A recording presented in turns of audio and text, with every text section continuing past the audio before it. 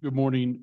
Members of the committee, Mr. Richards, got a little notice from the chairman that they're, for a variety of reasons, they're running a little bit slow. So we'll go ahead and perhaps start with the roll call and then maybe start with environmental quality council on their budget. If that's Mr. Vice Chairman Anderson, are you good with that? Well, we'll pause while he contemplates that. Oh, okay. All right. Mr. Richards, please. Good morning, members of the committee. Representative Henderson. Here. Vice Chairman Larson. Here. Representative Sherwood. Representative Stiff. Here. Representative Walters.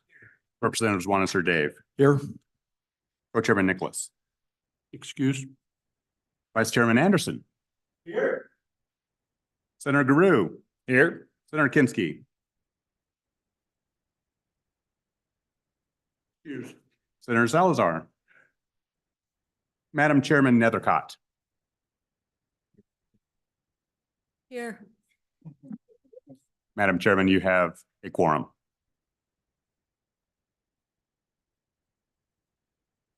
Thanks for starting the meeting, Vice Chair Larson. All right, we will start this morning with the Environmental Quality Council. Do we have a new agenda? We do. Wonderful, thank you. We did a lot of modification to our schedule yesterday afternoon and want to make sure that we have current and up-to-date agenda item. So with that, we will start with agency number 220 with the Executive Officer, Kelly Doran. Welcome. Thank you, Madam Co-Chair, members of the committee. Good morning. Kelly Doran, Executive Officer for the Environmental Quality Council. With me today is the Chairman of the Council, Mr. Steve Lins. Madam Chair. Could you please move that mic down just? Is that better? Yes, thanks. Okay. Thank you. With me today is the Chairman of the Council, Mr. Steve Lins, and Chief Financial Officer Rory Horsley is with me as well. I began working with the council a couple of months ago and officially took over this post last week on the retirement of my predecessor, Mr. James Ruby, who's graciously attending today. For those who may not know, the EQC is an independent agency statutorily charged with three main responsibilities: to promulgate rules and regulations upon recommendation from the Director of the Department of Environmental Quality, to conduct contested case hearings arising from administration or enforcement of DEQ rules, and permitting licensure bond decisions of the DEQ, with the exception of industrial siting and abandoned mine lands divisions, and to designate rare and uncommon areas of the state. The council is made up of 7 members of the public appointed by the governor and approved by the Senate. Members range from a variety of backgrounds, industry, and political party, giving our council considerable depth of experience and knowledge. The council conducts its business across the state, meeting no less than 4 times each year and up to as many meetings as are necessary to carry out its statutory responsibilities as the hearing examiner for the DEQ. We have only 1 unit. We have 2 full-time positions, myself, the executive officer, and a business office coordinator. The budget you see before you allows the council to travel to various locations in the state, to staff the agency office, to engage professional services as may be needed, such as court reporting, and to cover the costs of day-to-day operations.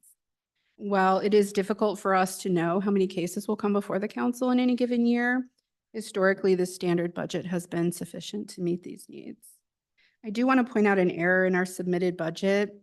As submitted, there was $0 allocated to the 400 series for the upcoming biennium. The council will have anticipated expenses in this series for IT and telecommunication costs that are not reflected in that amount. CFO Horsley has calculated the anticipated need of $7,957.47. That amounts to $4,462.85 for IT and $3,494.62 for telecommunications. And we will be sure to provide this information also. We have 3 exception requests, which I will walk you through. If you will turn to page 13, you will find our priority 1 request. This is for a rebuild of our electronic docketing system. The current system was put into place in 2013 and over the years has undergone a series of patches and upgrades to keep pace with technology and improve functionality. But we've now reached the point at which development of various software and security requirements have outpaced upgrades to the system to the point that patching or upgrading is no longer feasible. ETS has recommended a complete rebuild of the system and estimates the cost to be $150,147. That amount will rebuild the system and bring it in line with modern requirements. Madam Chair. Representative Walters. Thank you, Madam Chair. I was reading in your challenges in your early narrative, you discussed this docketing system and that it really, it's a question for you, but also for Director Sheehan that's in the room, in that it took you 2 years to even get an ETS's queue for your previous update. So have you stood on their toes long enough to make sure that they can get this docketing update done in a timely manner and not 2 or 3 years from now, it will finally be done? Thank you, Madam Co-Chair. Representative, I do know that the rebuild will take several months to complete. And I know that we are in line behind or amongst other projects that are on ETS's schedule. I'll let them to speak to that. But I do know that it is anticipated to take several months to complete once started. Madam Chair, with that, maybe a brief response from the ETS director as to how he proposes making sure this happens timely. Director Sheehan. Madam Chair, members of the committee, T.R. Sheehan, Interim Director for ETS. Part of the issue on the timeline for the original updates is staffing levels and level of work in our queue. So there are a lot of requests from agencies for ETS to move forward with work, and that has been part of the challenge on moving that forward. Recently, we have implemented or in the process of implementing what we're calling our resource augmentation program. So we have gone out to RFP and set up a list of preferred vendors that can step in if ETS is bogged down and there's a priority for the agency. We have a pool of vendors to pull from to help move those projects along quicker. Any follow-up? All right, please continue. On page 14, you will find our priority 2 request. I want to note a correction. This reads as replacement of 2 laptops, but it is 3 laptops, replacement of 3 laptops at a cost of $8,715. These current laptops are due for replacement. And I will just note, if you're curious, the reason the cost is higher, the type of computing that the council uses these computers for runs complex sound and video systems and multiple cameras and microphones. And so high performance laptops are required for that purpose. And on page 15, you will find our last request for replacement of our office printer. This is a standard replacement request. The current printer is due for replacement, and the amount requested for this replacement is $900. Thank you, Madam Co-Chair, Mr. Chairman, members of the committee, Madam Chairman, members of the committee for your time this morning. I appreciate the opportunity to meet with you, and I'm happy to answer any questions you may have. Thank you, Ms. Doran. Excellent job. We're starting off with gold stars this morning. Any questions from the committee? All right, seeing none. I think you've had a good morning. Thank you so much for being here. All right, looks like we're cooking with gas again today. We will hear from Department of Environmental Quality. Welcome, Director Parfit.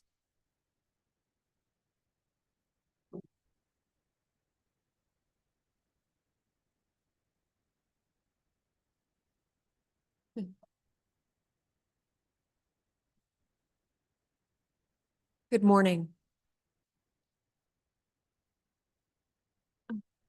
Good morning. And as we switch over, it's actually Co-Chairman Nicholas's day to chair. And so you can direct your questions to Mr. Chairman. I know that creates confusion sometimes when we go back and forth from Madam Chair to Mr. Chairman. It's never a problem from our perspective, but it always makes the speakers a little nervous. So just to let you know, but Co-Chairman Nicholas will take over for the day. Todd's never nervous. Sorry. Say Todd's never nervous. So I'm sorry I'm late, committee, but I did bring pineapple cakes that I received from our friends in Taiwan that are out there, and cookies, Yeah. and a speeding ticket, actually a driving on the phone ticket from the highway patrolman that stopped me, but right outside my house. I- So that's why I'm late. I offered to give Co-Chairman Nicholas my parking ticket. Evidently, your co-chairs are running afoul of the law as we serve the public. So, Director Parfit, back to you. Go ahead, please proceed. All right. Thank you, Mr. Chairman. Just start off with some introductions. I'm Todd Parfit, Director of the Department of Environmental Quality, and with me is the leadership team of the DEQ. Start out with the Deputy Director, Alan Edwards. Then Nancy Veer is the Air Quality Division Administrator. Jennifer Zigmund is the Water Quality Division Administrator. Suzanne Ingalls is the Administrator for the Solid and Hazardous Waste Division. Don Newton, who is the Administrator of the Abandoned Mine Lands Program. Jenny Staben, the most recent addition to the agency, is the Industrial Siting Division Administrator. Kyle Wentland, who was unable to be here today, is the Administrator for the Land Quality Division. And then to my right is Kimber Wickman, who is the Administrator for the Management Services or Administration Division. So we have a number of exception requests, 30 to be exact. And I'll walk through those exception requests unit by unit as outlined in the budget book rather than trying to go through it by priority. The bulk of the exception requests are related to the significant number, and that's 89, new EPA air quality regulations that will be finalized within this year. So they've been busy little beavers. These new federal regulations have impacts not only on industry, but also on state resources and are essentially, for the most part, unfunded mandates to the state. With each of these new rules, the air quality staff must review, comment, develop new rules and state implementation plans, implement, monitor for compliance, provide compliance assistance, and provide reports and information to EPA. I just want to give you a few examples of some of those new rules and their complexity and significance. One of those is the oil and gas methane rule. The final rule came out and it's 1,690 pages that our staff now have to go through and understand what those impacts are, not only to the state agency, but to industry as well. And it will have a significant impact to smaller operators. Then we have the Clean Power Plan 2.0. This is something that would require fossil fuel electric generating units to reduce CO2 emissions by 90% by 2030, which that hasn't been finalized yet, but we expect that to be finalized in this spring. EPA is considering particulate matter standards reduction, and that will be coming out this year. And then also complicating the issue for state agencies that implement these programs.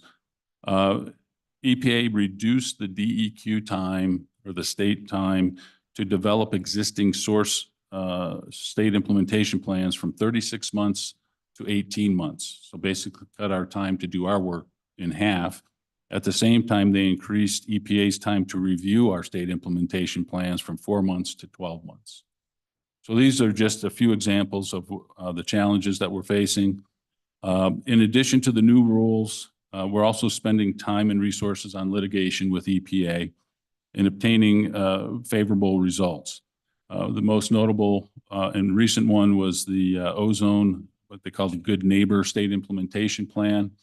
EPA denied or rejected the state implementation plans for over 20 states.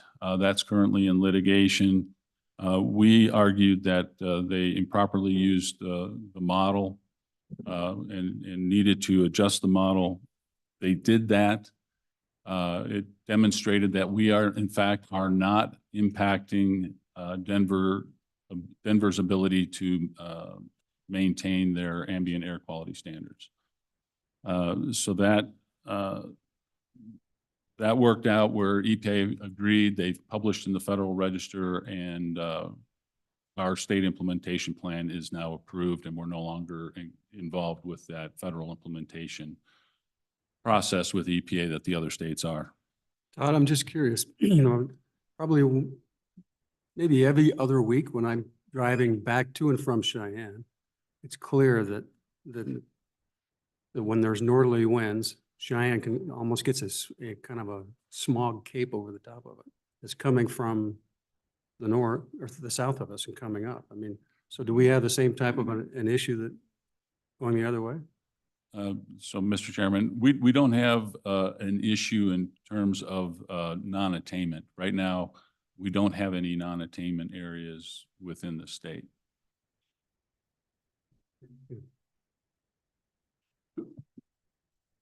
Director, and I think that that's an important point. So when we talk about this attainment and non-attainment, so it's a regulation that was established by the EPA that requires respective states to be within this criteria. And neighboring states, to be a good neighbor, you can't impact their ability to stay in compliance. Is that correct? Mr. Chairman, Representative, that's generally correct, yes. What's not general about it? So, Mr. Chairman, just to be more specific about it, is that states are required to achieve and maintain the ambient air quality standards. If they have, if they're non-attaining, they're exceeding the national ambient air quality standards, they will look to see if other states are contributing to their non-attainment. In the case of EPA's review of our state implementation plan, their initial assessment was that we were contributing to the non-attainment of the ozone standard in Denver. We disagreed. We were able to make that demonstration through the modeling. The litigation, the litigation that we entered into was specifically that EPA ran the models again with the correct information, showed that we were below the threshold that would be contributing to Denver's non-attainment. And they elected not to approve our state implementation plan, although they used that same modeling information to disapprove state implementation plans in 20 other states. And so there was just, they were using the model to say, yeah, you're not, or you are contributing. Whereas with ours, they said, yeah, you're not contributing, but we're not going to approve your state implementation plan. We sued them over that issue, and then we were able to work it out and prevailed in the end. So if in fact they are not following their own rules, they ought to some type of pecuniary that claims that we would have against them for not following the rules appropriately. I mean, I'm just curious as how that works. Yeah. So, Mr. Chairman, yes, so we are pushing back, and there's litigation in other areas that we're pursuing, particularly with regional haze. Round one, where we prevailed, or at least we have a favorable outcome in that litigation. It's been remanded back to EPA, and it's specific to one facility that was subject to the regional haze round one requirements for best available retrofit technology. And so like I said, it's back and remanded to EPA, and so we'll wait to see how that turns out. But then we have regional haze round two, where EPA didn't follow their process, and they had a certain time frame by which to either approve or deny our state implementation plan for round two of regional haze. They missed that deadline. We filed suit or notice of intent to sue because we knew that the NGOs would be doing the same thing, and we wanted to make sure we had a seat at the table. And was that for the 2015? Yes, the Regional Haze Round Two was actually, I believe it was due in 2018, and they gave an extension to 2020. And then Round Three of Regional Haze will be due in 2028. Okay, thank you. Please proceed. Go ahead. Director Parfit, if you just share with us, when you say they didn't meet their deadline, when they didn't meet their deadline to respond, just help the committee to understand, because it wasn't by just a day or two. So, Mr. Chairman, Representative, yes, well, actually, it was the good neighbor rule with ozone. We had submitted our state implementation plan. They had it for 1,270 days and had not taken an action. And then they turned around and issued a FIP, which is a federal implementation plan, without first reviewing the state implementation plan. And that's why we had an issue with that, is that they had it for an extraordinary amount of time. Okay. So, Mr. Chairman, also just wanted to point out with some background information that the DEQ is competing with the same or for the same resources as industry, other states, and EPA. And back in July, we met with this committee and had a discussion about the challenges with filling certain positions in air quality after dealing with a 26% vacancy rate for nearly 2 years. Following up on those discussions and at the direction of this committee, we coordinated with A&I, the budget office, the governor's office, and we developed a salary budget adjustment directed at 50 positions identified in air quality that were challenging to fill. And obviously there's other challenges and new requirements in other divisions as well, and we'll go through those as we go through the budget. And so I'll take you to page 4 of the budget book. This is the summary table. The standard budget is just north of 183 million with 263 full-time employees.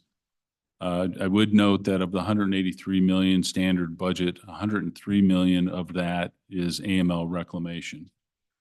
So Todd, just to finish up on your introduction, tell us just what your current vacancy rates are, and particularly for air quality, and are we moving in the right direction?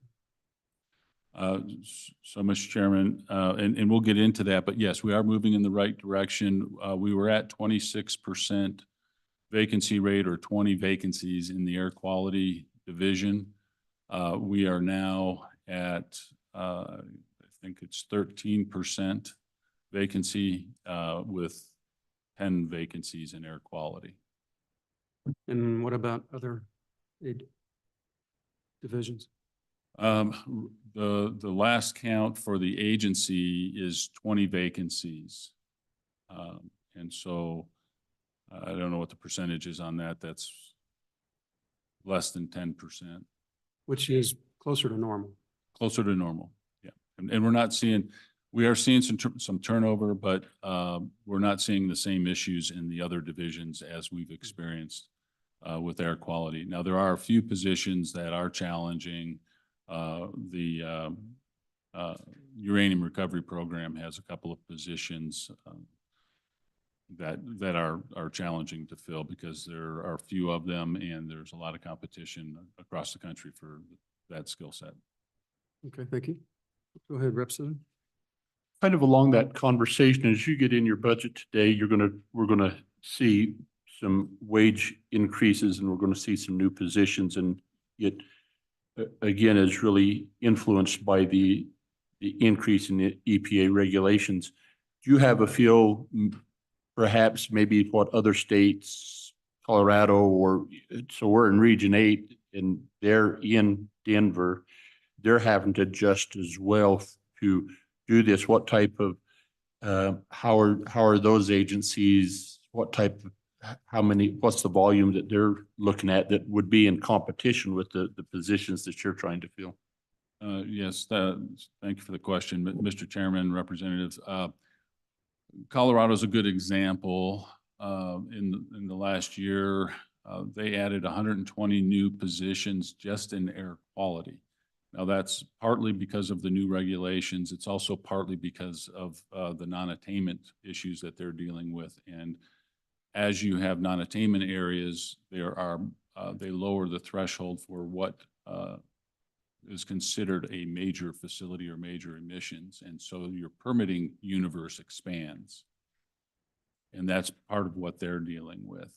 With the methane rule, the oil and gas methane rule, we heard from Ohio where they added, or they projected, they haven't added positions yet, but they projected that they would need an additional 26 positions as a result of just that one rule.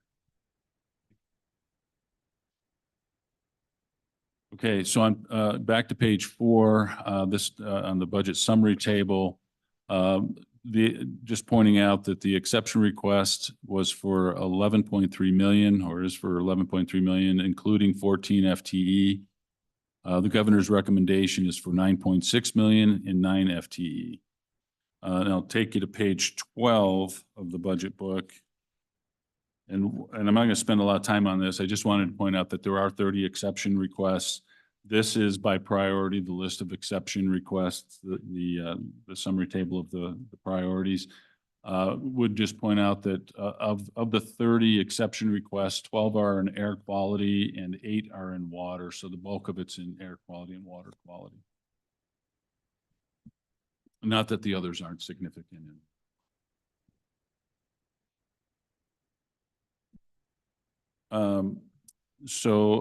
Just also pointing out that priority 1 relates to back to our discussion in July. Just so that I don't repeat myself, and in the interest of time, just want to point out that on the standard budget for each of the units, the governor did approve the standard budget as presented. So I won't repeat that as we go through. Yeah, and when you go into, we'll start going quicker as we get through each of the new positions as we understand it, but it would be useful on the indirect costs where it's repaying the split positions that are part general fund, part federal funds. I just like a little better description of what that means and how that, because I don't quite understand it when I read your budget. Okay. Okay, all right, so please proceed. Okay, so on page 15, that's the administration division. And column 4 shows, we just want to point, column 4 shows a net increase of 3 full-time employees, but I just wanted to clarify that there are no new positions here. What we're doing is shifting positions to where it's most appropriate for those positions to be. So we'll be shifting 4 positions from other divisions to administration. 3 of those positions are in accounting, but they carry another unit position number.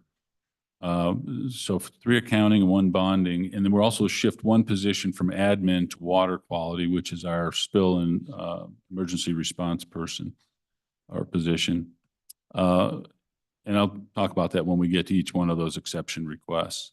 The total administration request is for 2.1 million, 639,000 or 640,000 of that is for the administration position shifts and reclassifications. And then approximately 1.5 million is related to IT. That's a unit under administration as well. On page 17 is our first, now we get into the actual priority exception requests. The first one on page 17 is priority number 21. And this is the administration indirect cost alignment. So we're shifting 4 administration positions from AML, well, 1 from AML, 2 from land quality, and 1 from water quality to administration to capture the indirect costs from federal and special revenue funds. And you'll see corresponding adjustments in these divisions on page 64 for water quality, page 77 for land quality, and page 113 for AML. And then there's a shift of $825,000. Now, So what, this is kind of what I'm talking about. What do you mean by the Section 300 indirect costs? So it's essentially a swap of sorts, right? Or Mr. Chairman, it's essentially a swap, but by shifting these positions to admin, that gives them the flexibility to work in multiple programs rather just in, say, for example, AML. That accountant then can work across the board, and then we can charge back to the federal agencies the indirect cost. so that by indirect, you just mean diverting it to federal dollars. To federal dollars and to special revenue or fees. Okay. Okay, questions? Please proceed. Mr. Chair, Please. Todd, could you repeat the page numbers where the other similar shifts are? Yes, so Mr. Chairman, those pages are page 64 for water quality, page 77 for land quality, and page 113 for AML. Thank you.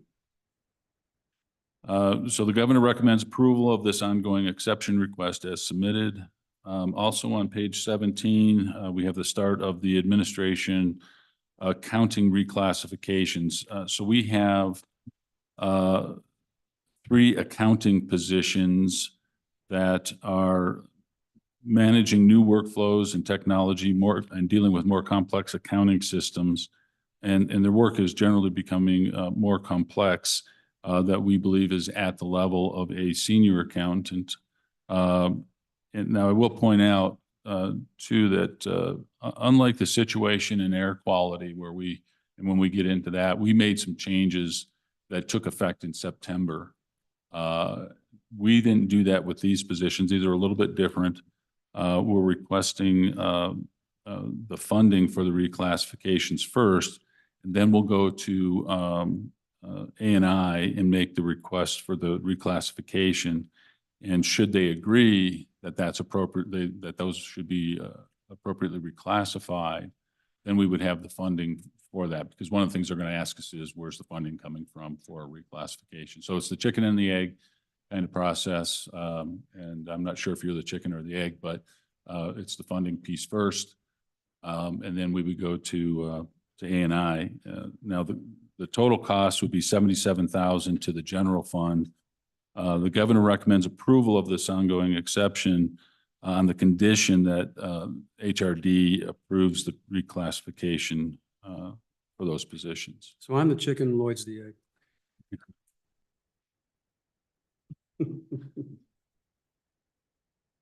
So Director Parford, just to make sure that I'm tracking with you, during the interim, when you noted, particularly in air quality, that we had some natural resource and engineer positions that we directed you to start implementing those increases to keep people in place.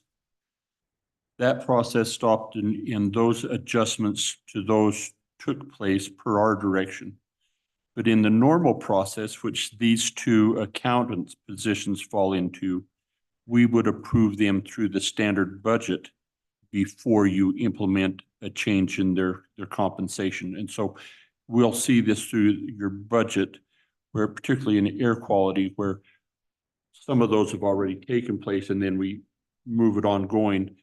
But we will see some others that follow the standard budgeting process that we're used to, where we will approve it first and then if we approve it, then you'll implement those compensation changes.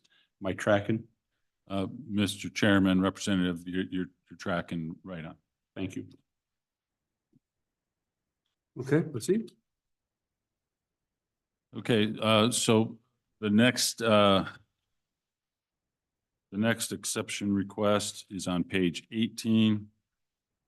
This is priority number 29. And this is for what we would call a water quality position realignment. And this shifts one position from admin to water quality. And this is the spill complaint emergency response coordinator position. Most of the work that occurs with this position is related to water quality, and it makes the most sense to have it housed there. And So basically, you'll just see a shift of 262,000 or thereabouts, 263,000 of general funds from admin to the water quality division. And the court, as I mentioned, the corresponding change is on page 67. One thing I did want to point out in the budget book is that sometimes you'll see a reduction in parens, and sometimes you'll see it with a negative. It should have been in parens, but so just to point that out, that sometimes you're going to see in the budget book that it shows it as just a minus. That should be a reduction. The governor recommended approval of this ongoing exception request as submitted. Page 19. Sorry, that's not right. So yeah, sorry, on page 24, priority 19. What you'll see, now this is the IT operating expenditures and really gets into some of the zero-based budgeting that we've done in past years with the 200 series. This was done in consultation with ETS to help determine the software, hardware, and computer equipment needs for continued efficient operations. There's also additional computer needs for the lab, for temporary or contract employees, conference rooms, and for some of the more sophisticated modeling needs in air quality and water quality that we need. So with that, you'll see that the adjustment is for the 242, the hardware is 381,000. And then for the 292, which is the maintenance agreements and some software, is 1,097,000 for a total of 1.5 million for the IT operating expenditures. Mr. Chairman. Go ahead. Just kind of a heads up for markup, Director. As we've talked about this, there may be an adjustment downward. You're going to verify that the numbers are if they need to be addressed downward and or changed, and if so, we'll do that in markup. Is that correct? Mr. Chairman, Representative, that's correct. There are a few discrepancies that we need to confirm with ETS. Thank you. So with regards to your IT maintenance agreements, it's $1 million increase, exception request. So my question is, how much do you pay in maintenance agreements in your budget in addition to the exception request? And if I look at your look at page 20, it looks like you've got a standard budget of 2.4. And I don't know how much of that is maintenance agreements, but I'm just curious. So it's just interesting that you're jumping, $500,000 a year in maintenance agreements. And so I wonder if we can get a breakdown of just exactly what that is for. If you go to page 25, the agency table just talks about the 200 series. But if you go to page 25, you'll see the breakdown on the maintenance service, or the object 292. You'll see the standard budget of 791,317, and then the exception request for the new total of 1,888,000. So in the agency table, in the unit table, you can see that statistic already. So page 25. I see it. So we're going from basically 800,000 and increasing it almost 110% on the 292. So that's what I'm curious about. That's a pretty stiff bump. So, Mr. Chairman, and I may ask Kimber to jump in here, but my understanding is that the exception request, and I think what you're referring to is the under maintenance agreements and subscriptions. My understanding is that what we provided and worked out with ETS, that 1,097,000 is what we would need for those. I'm not sure, I'm not sure on the 791, and the column That's three your under the standard Biennial budget, yeah. Right. And I don't know, Amber, do you want to?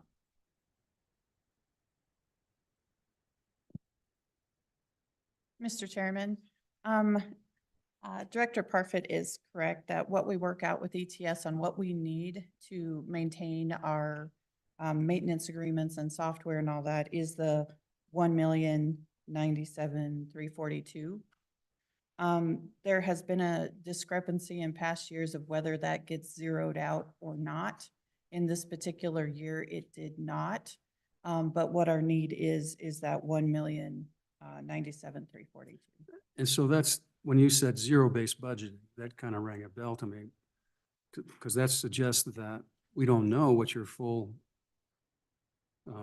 costs are in your budget proposal, because your standard budget is more of a zero-based budget on this item versus an ongoing cost. At least that's, I'm trying to, or are your guys, I mean, what you need is basically double, more than double what you had before in your prior budgets.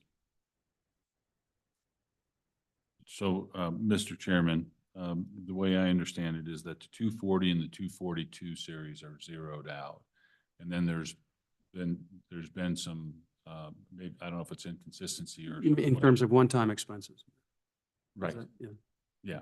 Okay. Well, it was my understanding that it was zeroed out so that we would go back, and see what those costs should be moving forward for hardware, in particular. But the maintenance agreements has, in some years, I think, zeroed out. This year, it didn't zero out. So we did, I think what we're saying is that the 1,097,000 is what we worked out with ETS, is what we need for the biennial. And that will be ongoing? And that will be ongoing. All right. Go ahead. So then as we look at that, typically we would see that 791 that we see in the standard budget as coming forward. And then you would make an addition to that to reach that 1,097.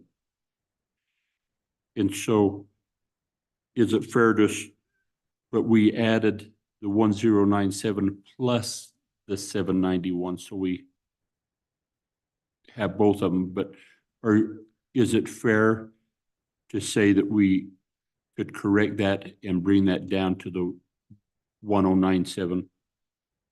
Just want to make sure we're doing it accurately, because the chairman's correct, that was a huge increase. Yeah, Mr. Chairman, that would be my understanding, but I would look to Mr. Yes, Hibbard yeah. to Director. Mr. Chairman, the object code 0292, maintenance service, is a standard budget object unless specifically specified by the legislature or requested and approved by the legislature from the agency. Sometimes an agency may say, we just want this to be one time. So if there's any differential in that, it's because it was by intent, but 0292 is a standard budget center. We understand that. We're just trying to correct what was done. And so what it appears that their understanding this time, it would have been a one-time, and rightfully so, it was carried forward in the standard budget. And hence we have a little bit of confusion, and we're just wanting to correct it. And Mr. Chairman, if we could I don't know if this is, Mr. Chairman, if this is something we could put you on the spot again. Does that make sense that it's the 1,097 rather than are you comfortable in addressing that?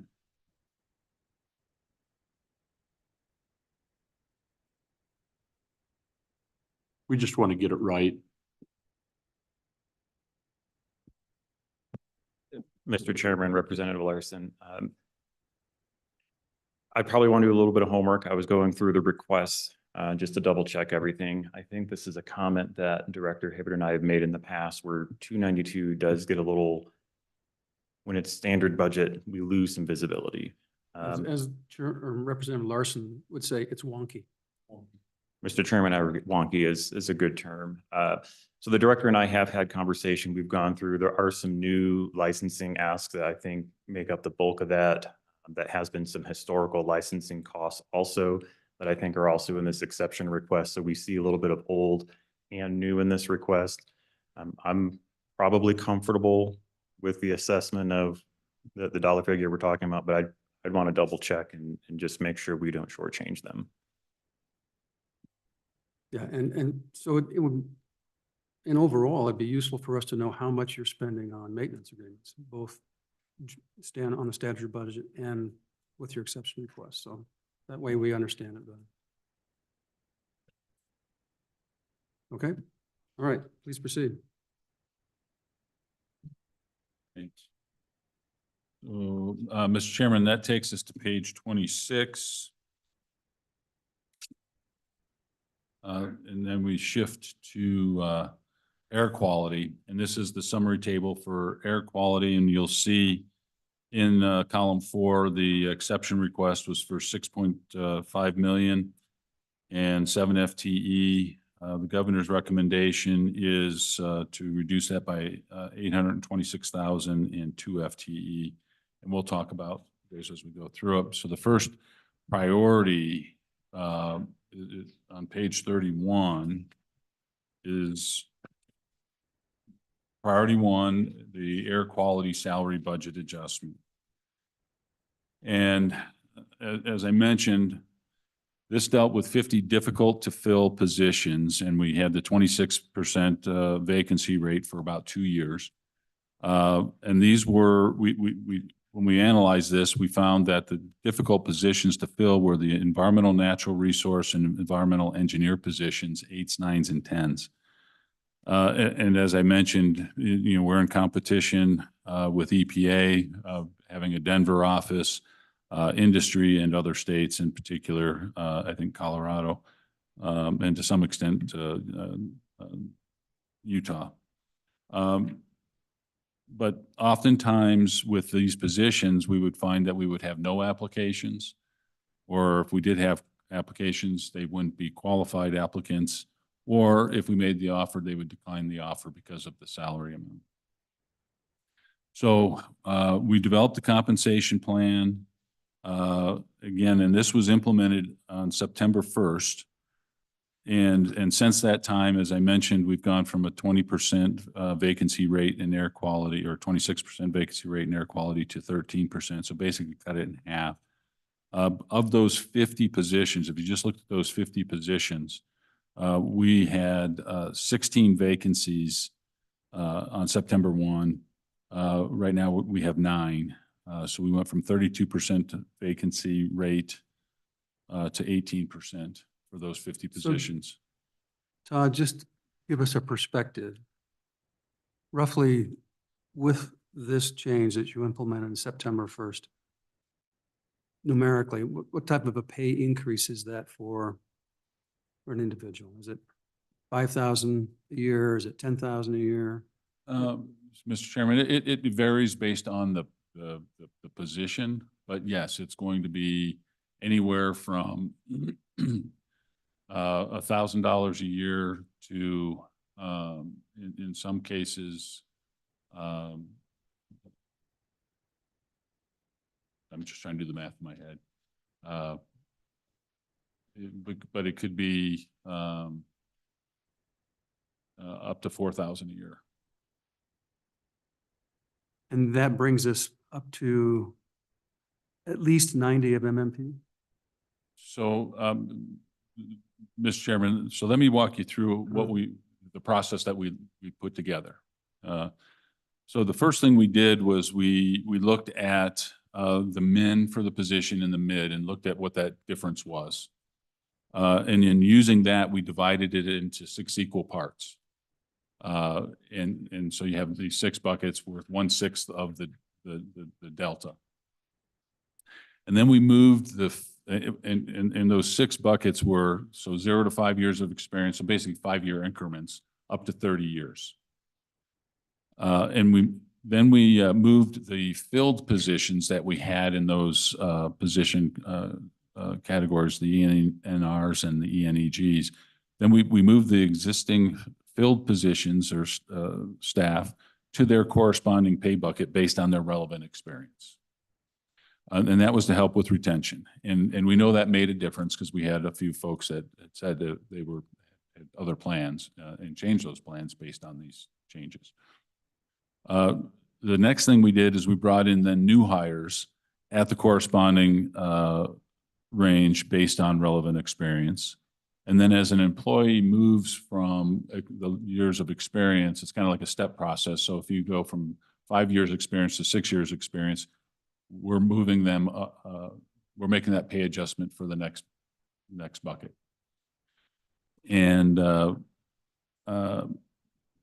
what we're doing is not going over MPP. So the total cost, what we're asking for is that all these 50 positions in particular be moved to their budget, be moved to the MPP and keep it at the MPP, which then gives us the ability to work within that range based on experience to put staff where they would land according to that.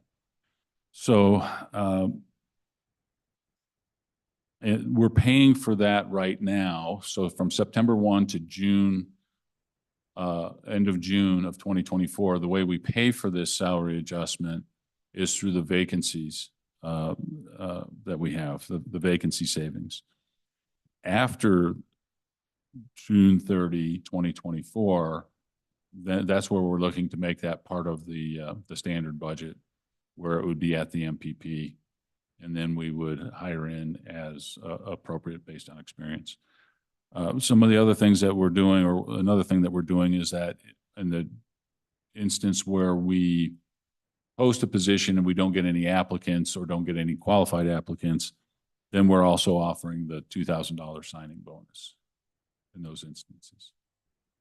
So that's where we are. The cost currently with existing positions and the 7 new hires is $347,000. The cost to bring all those positions to MPP in the budget would be $785,000. We would never use more than that because we won't, the way this system is set up, you would never go over MPP unless there was something, salary adjustment made by the legislature.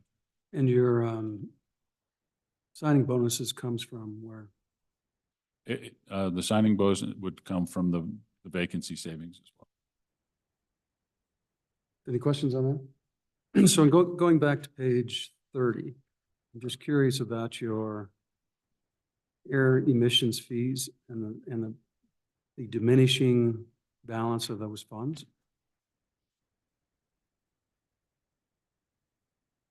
That's page 30 and top of page 31. Mr. Chairman, Go ahead. I had that same question. I think what's occurred in the revenue side from 25 to 26 and 26 to 27, the revenue got carried over as an expenditure versus revenue is why it took a major nosedive right then.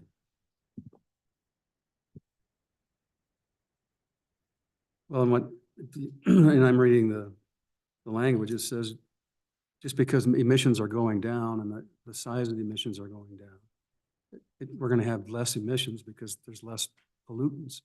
And so the question is, do we need to raise the dollar amount on the on that fee basis? You indicate that we're one of the lowest in the nation currently. So so go ahead. Yeah, so Mr. Chairman, you're kind of getting a little ahead of me here, but yes, this table on page 30 is related to the fees for the Title V program, which is your major emission sources. And we have 111 of those Title V facilities in the state. What we've seen over time is that the emissions, the total emissions have been decreasing. And that's for a variety of reasons. But as I would say, in the discussions on this, there's a perverse nature of the Clean Air Act is that as you reduce your emissions, which is what we're trying to do, you have to pay more. So the rate goes up because the way the calculation is it's based on your total emissions times the rate. And as the emissions go down, we're collecting less revenue, but the cost of the program stays the same or increases because you still have the same facilities, even though the emissions are reducing, the permitting activity remains the same. And so you'll see that later on in the budget as we discuss this on how that actually works. Go ahead. And so by rule, you have the ability to raise the per ton cost, and so the fee adjustments you can put into place. But you're a little hamstrung, if I understand, because as reflected in here, you're required to make that based on your current budget for that for fees collected. Whereas once this budget is approved, that will be a higher rate that then gives your cost per ton rate up and trues up that deficit in how the fees that we charge. Yeah, so Mr. Chairman, that's correct. What you'll see is that on this page 30 on this table, the expenditures are estimated to stay about the same. So your expenditures are about 8 million. And we know, excuse me, those expenditures are going to go up because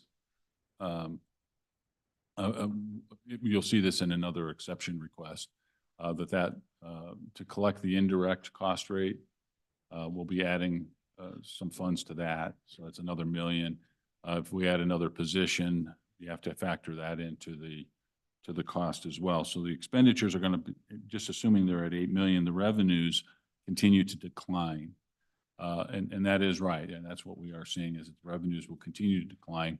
The emissions, total emissions that are charged to the Title V program have reduced by 25% since 2014. The current rate is per ton for the Title V program is $34.50, and it's been the same since 2012. So we haven't made any adjustments to that over time.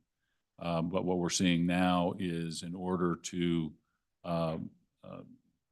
go into the red, so to speak, we will have to make an adjustment to the per ton rate from $34.50 to somewhere around the neighborhood of $47 a ton. So when is that going to take place? Mr. Chairman, that should take place at the next billing cycle, which I'll have to ask Nancy. I don't recall what that is. Soon, we hope. Mr. Chairman, how Title V emissions are collected over the calendar year 2023. People at home. Sorry. And the people on that side of the room. Sorry, Nancy Veer, Air Quality Administrator. Mr. Chairman, for the calendar year 2023, our Title V sources, our major sources, will be reporting their emissions this spring, and then we will send out invoices. Those invoices will be going out with the current $34.50 emission rate. So sources that are emitting starting January 1st of 2024 will have a full calendar year to emit. And then in 2025, we'll go through the same process and that'll reflect the new rate. So there's always a little bit of a lag time. Okay, thank you. Mr. Chairman, Go ahead. Director Parfit, taking you back to the prior topic on the salary adjustments for the air quality division, if you can take just a second to make sure I understand it. You've got 50 positions, 34 of which are filled. You've got some 16 vacancies. The whole purpose here is to try to bump up what you can offer people so that they would accept the job. If under using your formula, if say someone has 4 years of experience, they're applying for a job, does the salary you offer that person just going to be 191.66% of MPP then? Is that the proposal? Because it looked like you divided it up. The difference between 90% of MPP and 100%, you divide that into 6 pieces based upon years of experience. Is that how this is going to work? And if that's true, is that enough money for you to attract people? Because I'm strongly supportive of making sure that you get the resources you need for this really important air quality division. So, Mr. Chairman and Representative, you're understanding the process correctly. So the individual that is applying for a position that has less experience or 4 years of experience would fall into that first bucket. And then as they gain more experience, when they get up to after their 5th year, then they would move into the next bucket and get an automatic adjustment that way. So you're understanding that correctly. Now, is that sufficient? I guess time will tell, but we're able to offer those with more experience higher up on the pay salaries, pay scale. What we're seeing is of those 34 positions that are filled, we're working to have retention. That was one piece of it. And the other is recruitment, and that's bringing in the new folks. We had 16 vacancies on September 1 in those 50 positions, and we've been able to fill 7 of those. So we're headed in the right direction in my assessment. Could be, is it better to have more? Always, but I think this is a reasonable approach to try to adjust those vacancies. Okay, please proceed. All right.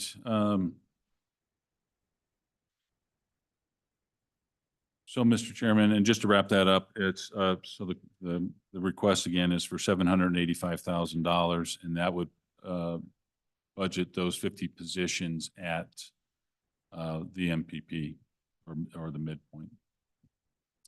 The next priority item is on page 32, or the next exception request is on page 32, and that is for what we call air quality team rules. And what team rules is, this is the program that reviews all the new rules coming from EPA, makes comments or drafts the comments for those rules and identifying how those are going to impact the state of Wyoming and Wyoming's industry.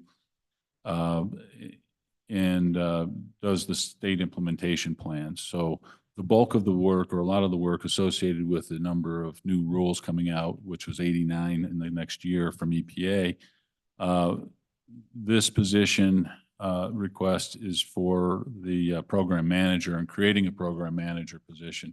Currently, that program is directly under the administrator,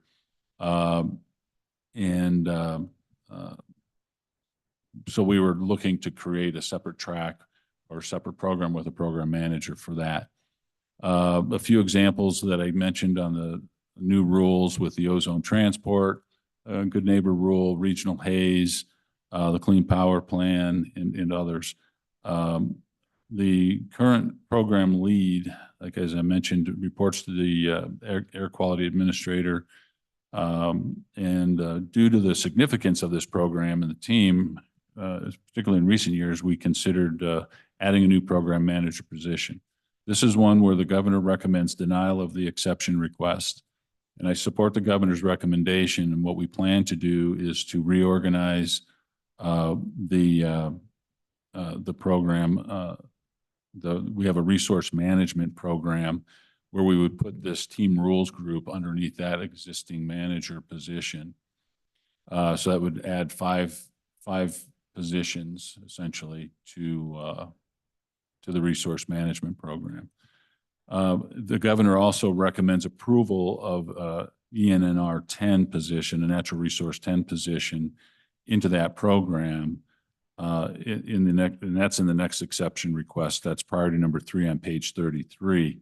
And this position would prepare comments on EPA rules and development of the state implementation plans. And that's just because of the large or the volume of what we're dealing with, and making sure that we can stay on top of those and not have state implementation plans miss their deadline, because if we do, then we're subject to litigation or a suit, or EPA gets sued for not taking action against us and issuing their federal implementation plan. And we don't want to have federal implementation plans. We want our own state plan. So, Todd, and I appreciate that. As I was reading through your budget and the positions that were denied, I think what we would like to see is in your supplemental next year, you'll have the opportunity to see how many of these new positions that you can fill and what they're doing, and if you're accomplishing your goals and objectives, and if you're maximizing your review that allows our industry, to maximize returns for us. And so and it makes sense that you kind of do it in a step basis anyway, just to know the full impact of what you really need versus what you can live without. So, yeah, Mr. Chairman, and that's exactly right. And that's what we intend to do, is we'll continue to evaluate. And then as we bring in, because of the pay system, start to fill some of these positions that have been vacant for a long time, we'll see what the impact of that is. And then we'll look at, for the supplemental, if we need to come back and make additional requests. Okay. So, Mr. Chairman, that was priority number 2. Priority number 3, as I mentioned, is the natural resource 10 position, and we do we'll have a need for that.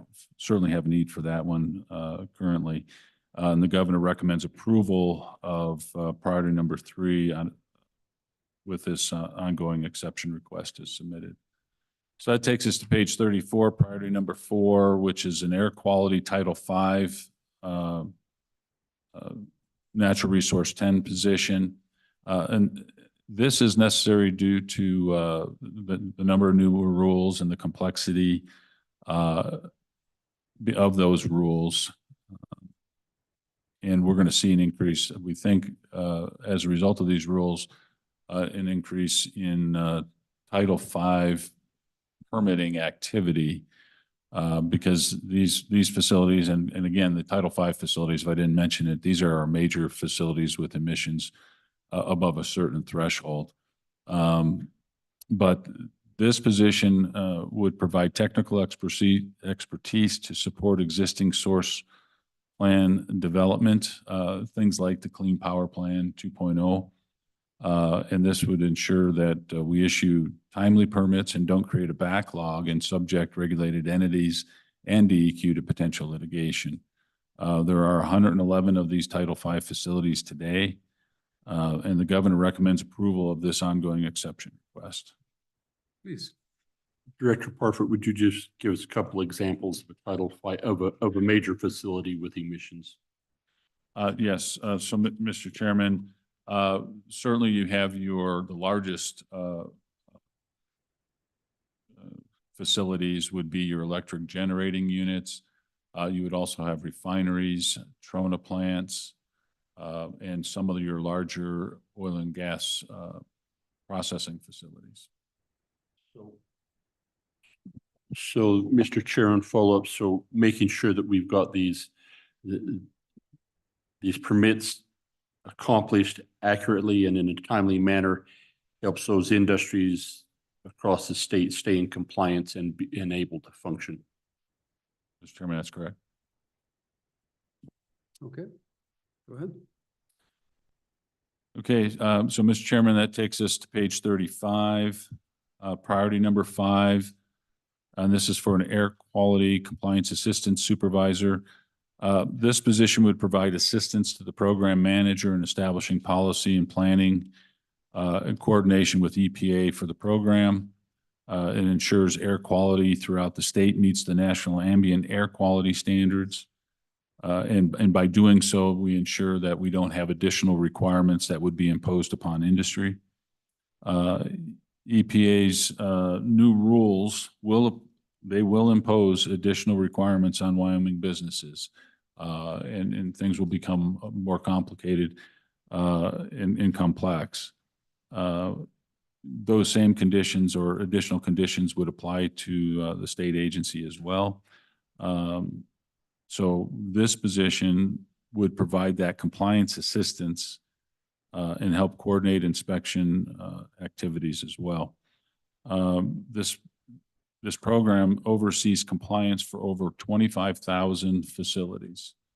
And with these new requirements, we feel this position is necessary to achieve our goals. So the governor recommends approval of this ongoing exception request as submitted.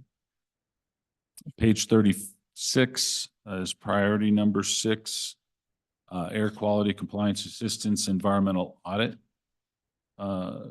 This would be a natural resource 10 position. The environmental audit program was established back in 1985 in the Environmental Quality Act. And the purpose is for entities who participate in the environmental audit program would identify, correct, and prevent any non-compliance issues. We didn't have a lot of use of the environmental audit program until 2018. In 2018, we entered into a memorandum of understanding with EPA.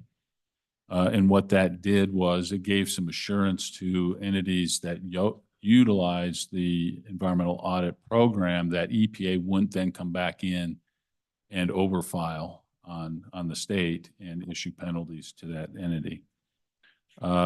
So with that MOU in place, we've seen a lot of activity since then, a lot of use of the audit program.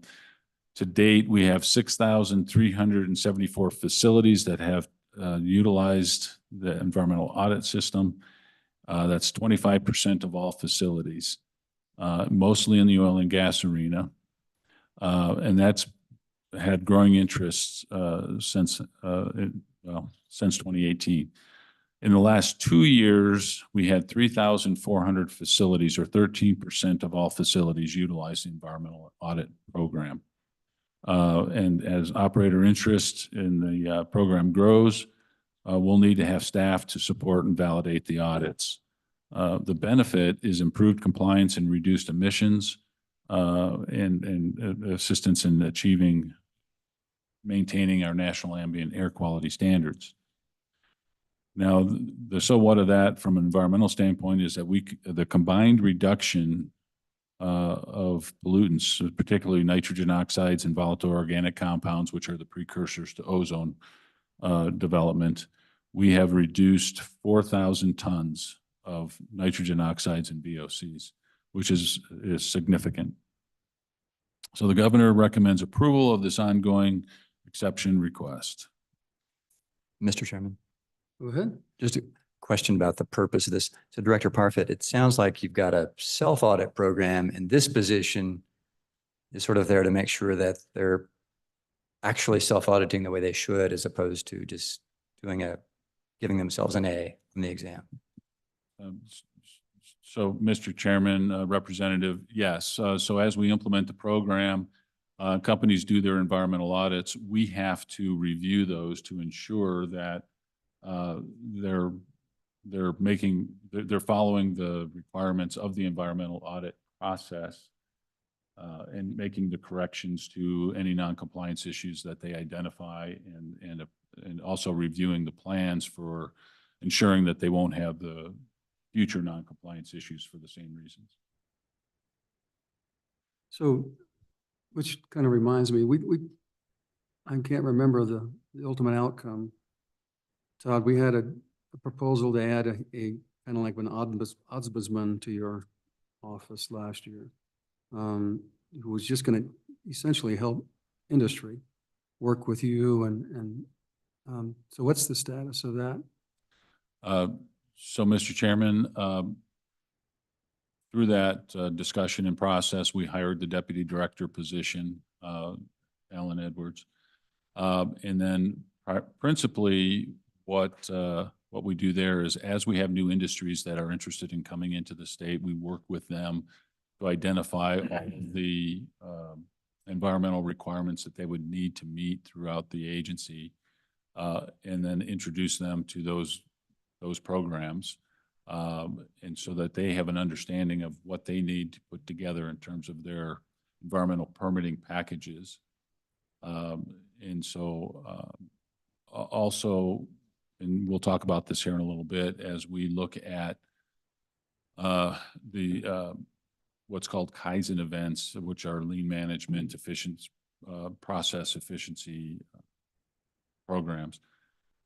We also include industry representatives or permittee representatives in those processes for streamlining permitting.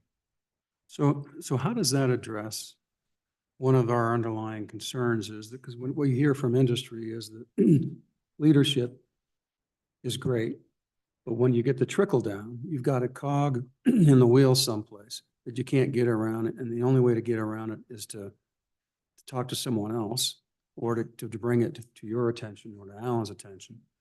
But that takes a long time. And a perfect example is what happened in the Wyoming Life Resource Center, where we lost months and months because of inconsistent recommendations from your office on what to do and how to do it with the tailings and what we were digging up. And so that's the kind of type of situations that we were also addressing in that when we were trying to say, okay, how do we fix this type of problem? So, Mr. Chairman, we're doing a few things. One is through the onboarding process, just familiarizing the new employees with not only the requirements of the program, but the culture, I guess, I would say.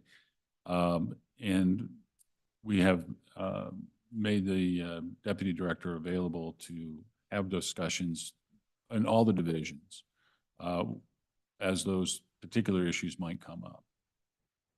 But we didn't have that in place at the time, and I understand that there was a lot of concern with that Life Resource Center project. Okay, please proceed. Okay, so Mr. Chairman, the next priority is priority number 7 on page 37. This is an air quality compliance assistance monitoring position. Again, a natural resource 10 position. And what we see is that EPA's new rules will require additional compliance reports from industry, including continuous monitoring reports. And these continuous monitoring reports would be reviewed by this position, and they would provide compliance assistance to the regulated industry. This would ensure Wyoming retains primacy and the ability to work directly with affected entities under a state implementation plan rather than a federal implementation plan. The governor recommends approval of this ongoing exception request in this position. The next priority is priority number 8, also on page 37. The air quality compliance assistance for inspections. Again, going back to the new EPA rules, will impose additional requirements on industry, and this position would provide compliance assistance and inspection of affected businesses. The governor recommends denial of this position, and I support the governor's recommendation. As pointed out, additional requests for positions may be necessary depending on the new or additional rules as they're finalized by EPA. And as you mentioned, Mr. Chairman, it's probably appropriate to take a stepwise approach to this.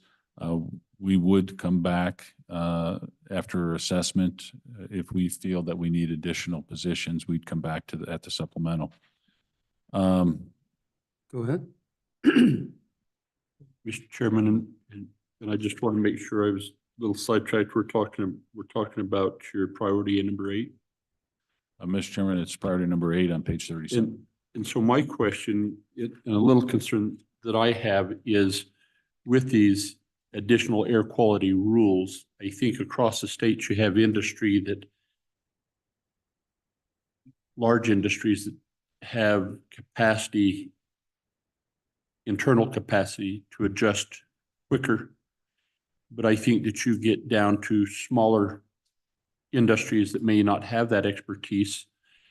And going back to what Chairman Nicholas talked about in maybe getting into the process and then finding out that, whoops, we're not in compliance and making mistakes. That as I read the description of that, this assistance inspection would be available to help and be available more for those smaller industries that understand what they need to do to be in compliance. And so, you know, I appreciate maybe the concern about waiting to the interim, but are my concerns a valid one, that the impacts would be on the smaller businesses, or am I overthinking this? Mr. Chairman, Representative, I don't think you're overthinking it. I think the major impact of many of these new rules will be on the smaller operators, for sure. But I would also mention that, and we're going to talk about that here very quickly. We're also doing these Kaizen events, which will help to some degree, but also we have a request for outreach to the businesses, and that would focus largely on the smaller operators, and that's also where the deputy director position and would come in to help assist with those outreach efforts, or not only in air quality but also in water quality, because those will be the two largest permitting programs. Follow up, Mr. Chairman. And I appreciate that, and I appreciate that Deputy Director Edwards has broad shoulders and a strong back, but you know, we're trying to stay in compliance. And I think if I understood you correct, we're trying to use him to reach out and on the front end and help them to understand. But this position, I want to make sure that I'm understanding correctly, would actually be in the nitty gritty of helping them be in compliance in that permitting process and working them through as they work through that, which I would think could be time consuming. And so as much as we like to enhance the responsibilities, additional responsibilities on others, does that come at the sacrifice of the people that are, or the industries? And that's my worry. And if I'm missing the point there, then, and you're okay, so be it. But if it's a valid concern, maybe we ought to rethink this a little. So, Mr. Chairman, I think it's a valid concern. I mean, it's, you have to look at trying to find that right balance between, as you're phasing in new positions to take on the responsibility of the new requirements versus you know, the importance of assisting the industry to be in compliance because that's in all our interest. Mr. Chairman. Go ahead. Mr. Chairman, I agree with Representative Larson that this is an important position that we probably need, because the smaller operators don't have the resources to keep up with this kind of changes. And they need help more than the large emitters do. And plus, I think we're going to have a lot of new ones that are going to be coming into we hope we're going to have new industries that are going to need our help also. So I agree with Lloyd. This position is important, and we need to look strongly at it. So just to coming up from a different direction, you say that the Colorado added roughly 100 plus new positions. How much more industry do they have in us? Is it 100-fold more than we do? I think not, but I mean. Mr. Chairman, I don't know if I have an answer for that, but what they do have is somewhere in the neighborhood of 400 FTE just in air quality. And ours is right now about 75 FTE. Mr. Chairman. Go ahead. Thank you, Mr. Chairman. Just wondering, could you provide a sense of how long it takes to do the compliance inspections relative to the scope that we might anticipate given the new rules?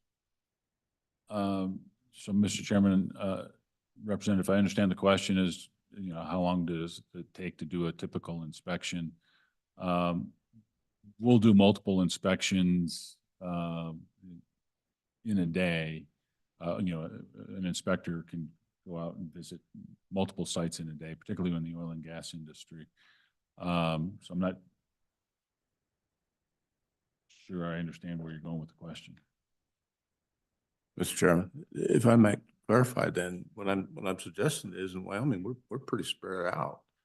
I mean, I'm trying to tie it back to number of people required relative to the scope of the rules. You know, we are where we are.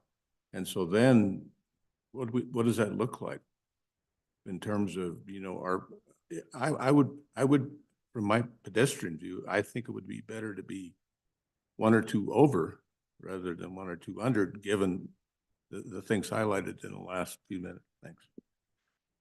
So Mr. Chairman, Representative, yeah, I mean, we are pretty spread out in terms of the facilities across the state. We try to manage that with our field offices the best we can. We have offices in Casper, Sheridan, Lander, and a small satellite office in Pinedale because of the number of regulated facilities there.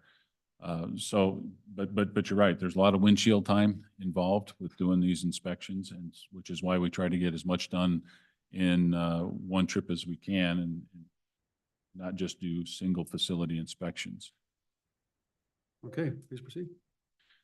So Mr. Chairman, moving to page 38, priority number 9, which is air quality contractual support.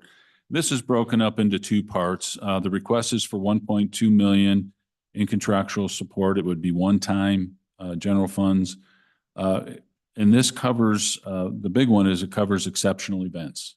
This would provide $1 million for exceptional event package development. And what that is that when we have wildfires or dust storms, those wildfires and dust storms can show an elevated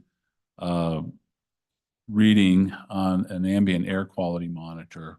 And then that gets factored into the assessment on whether or not we're achieving the national ambient air quality standards. If you leave those data in there, it suggests that those increases in whatever the constituent might be, particulate matter, is from industry rather than from a naturally occurring event such as a wildfire. So that's why it's important that we do these exceptional events so that we use, or EPA uses correct data and doesn't unnecessarily penalize industry for an exceptional event. Now, these exceptional event packages take or cost about $20,000 for the simple ones, $100,000 for more complex. And it's not unusual that we would have 20 or more exceptional events in a given year. And these wildfires could be not just in Wyoming, that could be events in California, in Washington, or Canada. This has gotten a lot more attention with EPA because of the recent fires back east. They're starting to realize what we're dealing with in western states with these wildfires. So Todd, my question is, if you have roughly 20 events per year, is this something, and you want 1.2 million, so that's 600,000 a year. Is this something that we can do in-house and get the equipment and just be on the go? I mean, it's to contract out everyone that comes up. I'm just curious. Why wouldn't we? So, Mr. Chairman, what I would say is right now, we don't have the staff to take. Well, that's my point. We could use 1.2 million to fund it and have the staff and the equipment. I mean, have you looked at that? Mr. Chairman, no, we haven't looked at bringing on staff internally to take this on. Is it realistic? That's my question. Yeah, and I might turn to Administrator Beard. I know she's got some thoughts on that. Mr. Chairman, we have, for exceptional events, what EPA requires is about 600 pages by the time you get an exceptional event demonstration compiled. And we currently have a process in place to get notified by industry has some monitors, and we have some state-run monitors. We have one individual that we have working on exceptional events now, but we also take a team approach. And it boils down to we don't have the staff resources. So in the interim, to get some of these exceptional events, it would be through contract process. The reason we don't know every year is the variability on wildfires for some of these exceptional events. And then on the types of events, particulate matter exceptional events from a high wind is a different level of analysis than ozone from wildfires. So there will be some contract support that we will definitely need for some of these just because of the complexity and trying to maintain the staff. So my question is, if you have roughly 20 a year, and have we been contracting, I mean, have we been providing roughly $1 million a biennium for you to do it through contract over time? And if so, if you add all that up, what if we add 4 new employees who can do other things, but are trained to do exactly this and go exactly where they want to go, and we control what they do and how they do it? So, Mr. Chairman, the thing that comes to my mind is whether or not we can have those positions filled on a regular basis to meet the needs of creating the exceptional event packages. Well, I would presume they're full-time employees and they've got another function, but they're on call for every time one of these turns up. So you get your cake and eat it too. I don't know, it just means that it's something we ought to look at. Yeah, Mr. Chairman, we'd be happy to take a look at that. The other thing that I would mention is that EPA is also looking at these exceptional events and looking at a way to streamline them. They haven't come out with their proposal at this point yet, but that's something that we've argued with. Well, if it's anything like we've done in the past, that'll be more regulations and more employees. Mr. Okay, Chair. thank you. Mr. Chair. Yeah, please. Mr. Parfit, I have to go, but so I have a request to make of you. I'm just looking for a one-page spreadsheet that shows, you said there were a number of unfilled positions which have now been filled due to pay adjustments and so forth. And there may be further pay adjustments. I'd like to know before how many unfilled positions we had. How many of those now been filled? How many remain unfilled? I'm just trying to get a handle on it because you skipped through a bunch of different divisions. It sounds like the situation's improving somewhat. And I'll just share with you my concern. I can see filling in those positions by getting better pay. My concern then is adding an additional 14 positions you may overshoot. I mean, we've all had, well, we haven't all had that. I've had the experience when I was running customer service lines where they go, we're overwhelmed. We need 4 new people on the phones. We put 4 people on the phones. 10 minutes later, I say, I don't know why they called me. I had nothing to do. You can overshoot very easily. So I think I just want to make sure that filling these unfilled positions doesn't give you the capacity you need. And it's not necessary to add 14. So I'd like to know how you progressed in filling the unfilled positions. Mr. Chairman, Senator, yeah, we'd be happy to provide you that information. Okay, please proceed. Okay, Mr. Chairman, the contractual support also includes, besides the exceptional events, contractual support for the regional haze program. Round 2, we have a round 2 progress report that's due in January of 2025 and a round 3 state plan that is due in 2028. And we often need contractual support to provide assistance in preparing this information for the regional haze program. And that would be roughly 200,000. That, Mr. Chairman, then takes us to page, and the governor supports or recommends approval of that exception request. Page 39 is the air quality Kaizen events. The request in the budget was for $300,000. And again, this is for lean management, process efficiency improvements. And we include the regulated entities into So that. tell us about the governor's rec. What's Are that? you okay? Are you okay with the gov's rec on this? Or? I'm okay with the governor's recommendation. He cuts it from $300,000 for the biennium to $150,000. We estimate it's about $50,000 per event.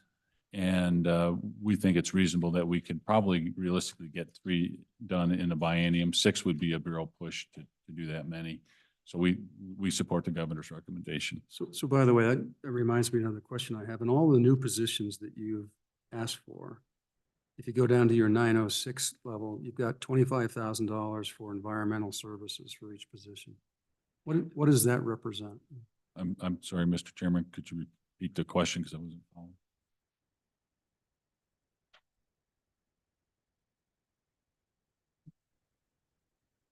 Sorry, are you on page 40? Well, I think all of your positions have it. All the new positions you're asking for has that 906 criteria on the budgets that you're asking for. So what's it for? What's it do? You can phone a friend. Go ahead. Chairman, the environmental services are for contracting services. If there's special expertise that goes beyond what the employee has or needs for a specific, if it's inspection, it kind of depends what position it's in, what those could relate to, but it's special services that would be outside the expertise of the division. So I guess I don't understand that. You hire an individual, then you budget into their positions and environmental services special needs component to it. This is Nancy, Mr. Chairman. For example, we have run ambient monitors. We have staff that manages those monitors, and some of them are under contract. So then when, for that particular position, the individual is looking at the data from those monitors, but there's a contract that's actually out there, a company running the monitor and So collecting you're it on. paying for that monitor. So we're paying for that monitor contract, but when we have compliance, we have to look at meeting those ambient standards. So part of the compliance position is going to be reviewing ambient data as well. So there's some in each position that is looking at data that's coming up through our contract services. So how do you, I guess I don't understand that. Are you paying for that information? And this is the information feed that you're paying for, or what are you paying for the $25,000? How it's broken. Contract with somebody. We have contracts. So for example, to run some of our state-run monitors, we have some staff that are running those state-run monitors. And then there are contractors that run others of those state-run monitors. Well, let's assume that that's the case. Why wouldn't that be, why would you break it out for $25,000 per person on new hires versus just putting in your budget for what it is? And every time you get a new person, you get another $25,000. So that really doesn't make, that does not make sense to me. So help me with it. That, to me, Kimber, I'd have to rely on you from the accounting breakdown for the salary for each position. Chairman Nicholas, if I hear you correctly, you would rather we not ask for it in this particular way. It adds to the contracts as we add more people because there's more demand and we can cover more areas. But if you prefer us to do that in a different way, we'd be happy to work with the budget office and do that. So it's like a maintenance agreement on steroids, it sounds to me like. You got to pay $25,000 for someone to review data, and each new person you get online has to pay another $25,000 per biennium. That's what doesn't make sense to me. I think, Chairman Nicholas, the best way I can do to explain this is that it's an average. Some may use more than that, some may use less depending on where they're at, but it's an average for these type of positions of what type of contracts they may need to do their job. Go ahead. Thank you, Mr. Chairman and Director. I think that it really is a great observation, because if we're going to have contract services to provide a service, that's really kind of outside the salary of the individual. And would it make sense to just have a request for contract services to provide whatever contract services, whether it's air monitoring or whatever that is, and then that could be evaluated and adjusted as needed and wouldn't impact the salaries.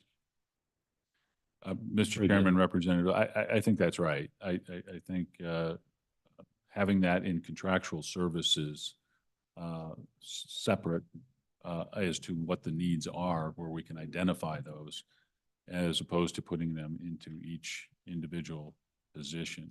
Mr. That would- Chairman, Go ahead. the funding request isn't going into the position. What it's going to do is going to into the department's 0906 object.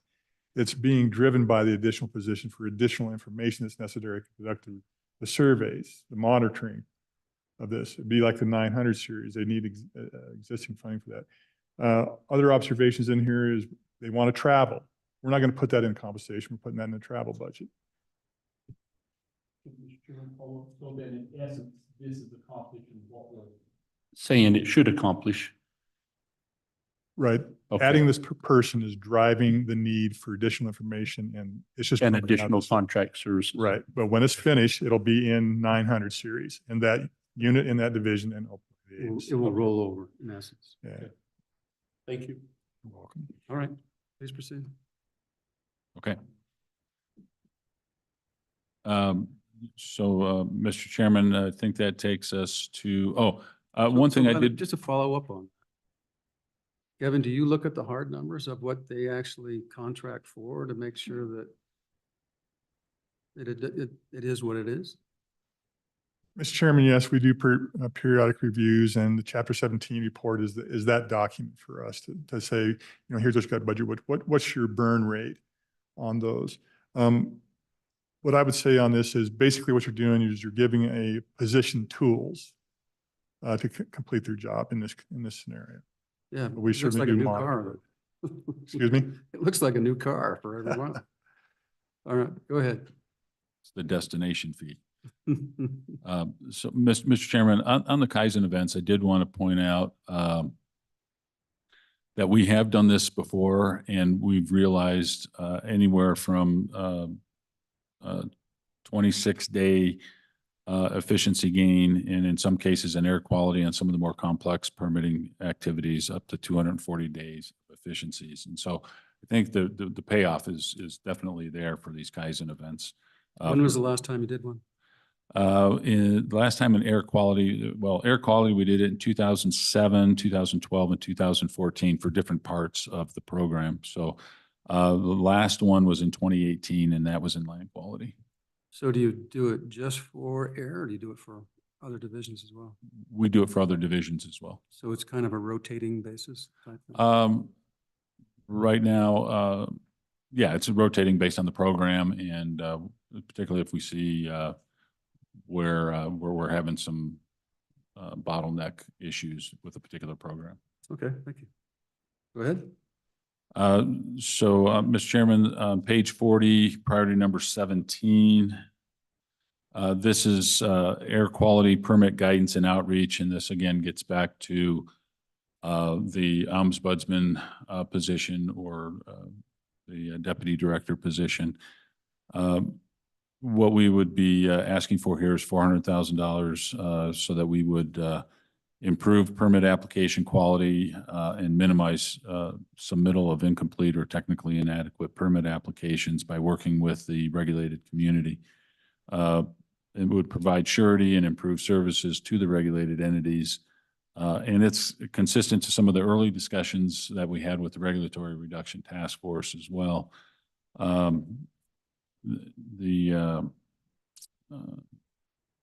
Anyway, that's the purpose for the permit guidance and outreach. And So, I mean, I think what we would ask is if you get these funds in June, you probably won't have any real results next year, but you will the following year. So, but at some point in time, we'd like to know if we're getting bang for the buck and if it's working.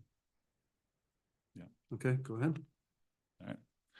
And Mr. Chairman, what we'll do is also coordinate with probably the associations to say where do you need the help or the clarifications. Also on page 40, priority number 22, this is the air quality indirect cost alignment. And we talked a little bit about this already, but this would provide us with 1.7 million increase in spending authority, which is actually paid for by the Title V and NSR permittees. It captures the indirect cost rate for Title V and NSR permitting. So what of it is one, we have to capture the indirect cost rate by the Clean Air Act and our own statutes. And what it will mean is that there will be a rate increase for the Title V program. And we talked about that somewhere in the neighborhood of $47 per ton. And then we'll also see somewhat of an increase in the NSR hourly rate from $75 an hour, probably to $105 an hour. So the governor recommends approval of this request as submitted. And Mr. Chairman, that's it for water or air quality, and we'll move into water quality, which is Unit 301. So it's 9:50. So why don't we take a quick break? Because we've still got a little ways to go.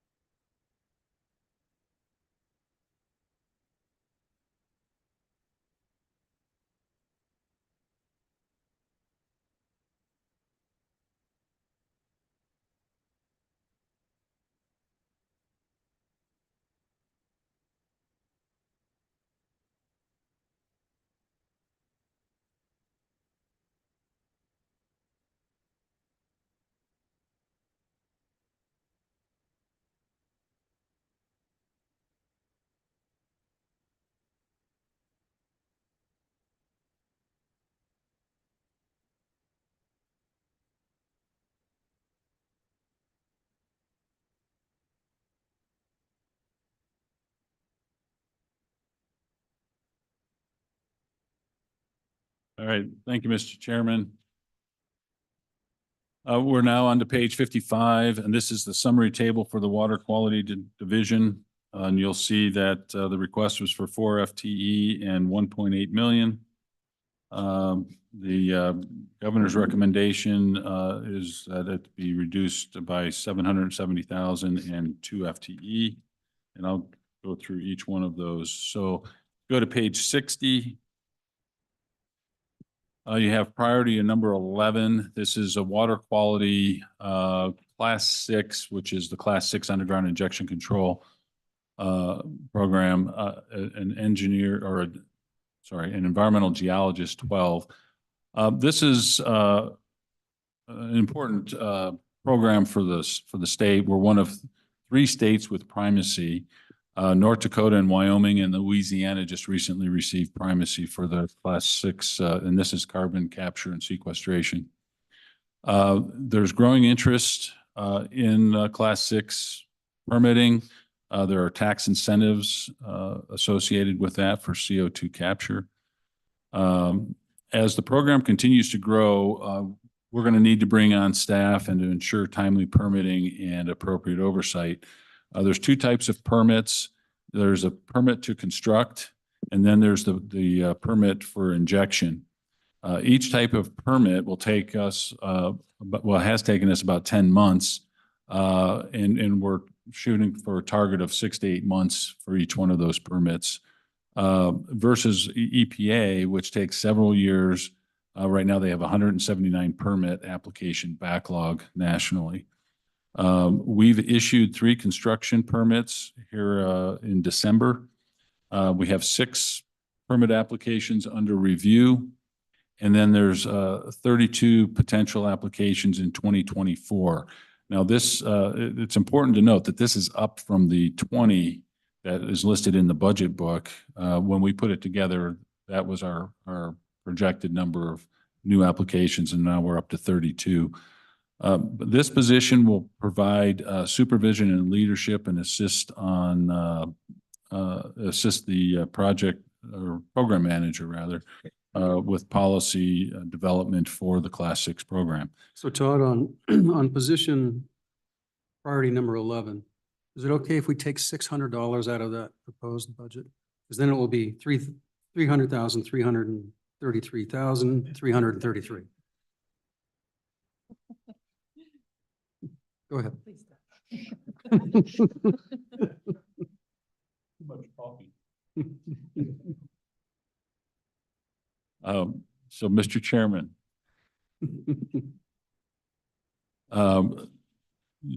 one thing I will say about this position, I think as we've seen the numbers change in terms of potential permit applications coming in the door and making sure that we can meet the timelines that we've set for ourselves, is that the sooner we can bring this position on the better. And I don't know if that's something in the cards, but if that could be a position. So if we made it effective immediately, that would be more useful? Yes, All right, make it under the current circumstances. Okay, go ahead. So the governor recommends approval of this ongoing exception request as submitted. Then we can take out the $600 though, because we can save 600. We could hire sooner.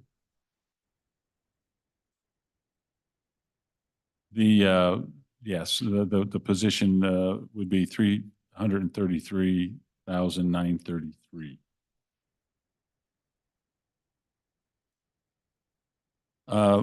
Page 61, priority number 12. This is for a water quality class 6 environmental geologist 11 at 312,437 of general funds.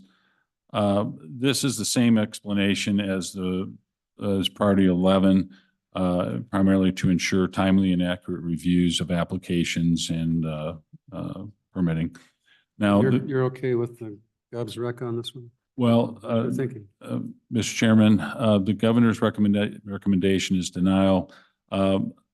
Always support the governor and his position, but would point out that The projected number of applications has nearly doubled since we presented this to the governor. So the governor didn't have all the information that you have before you today. So I just want to make that point. Any question? Okay. So if we do fund this one, you want it effective immediately too? Mr. Chairman, yeah, I would say, yeah, if you did decide to do that, that would make a lot of sense with the amount of activity, because when you look at those 40 applications, roughly, over the course of this year will turn into 80, because remember, there's two types of permits. You get the permit to construct, then you got to come back and get the permit to inject. And so we'd be looking at a pretty sizable workload. Okay, thank you. Proceed. So, Mr. Chairman, page 62, priority number 13. This is emerging contaminants. This would be for a natural resource 11 position. The cost would be $312,437 of general funds. Now, what we're talking about here with emerging contaminants is perfluoral alkyl substances, and you probably have heard this as PFOA and PFAS. Substances primarily associated with that. We also have other emerging contaminants that fall into this category, such as harmful cyanobacteria. But focusing on the PFAS in particular, back in 2016, EPA established a health advisory level of 70 parts per trillion for PFAS. In 2023, EPA proposed an MCL, a maximum contaminant level for drinking water, of 4 parts per trillion. This is a national issue where we're finding the presence of perfluoral alkyl substances, or these PFAS, is at military installations and airports, primarily facilities that used a material called AFFF, firefighting foam.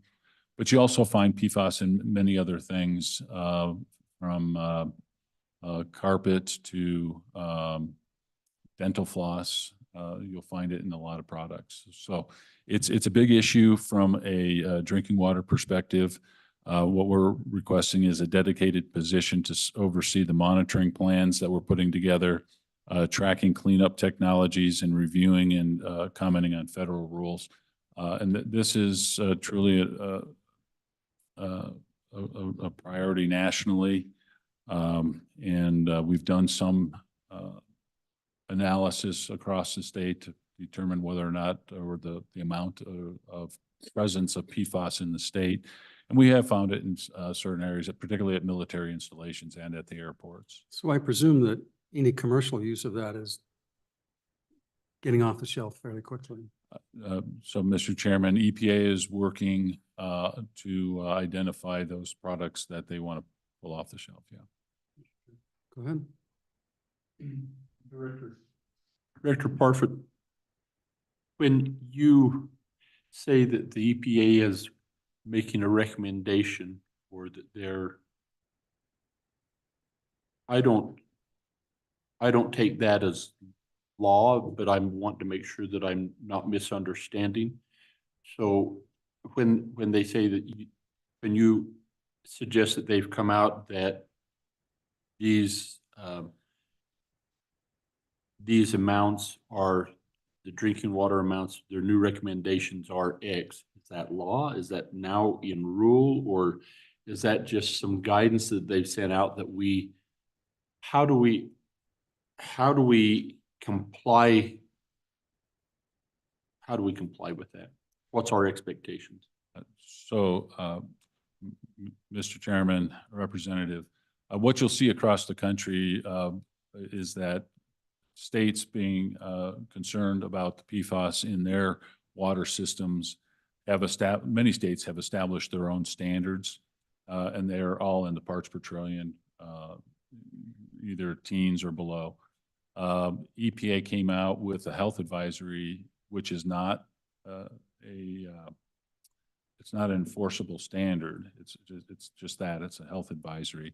And we've been operating under that health advisory number for quite some time.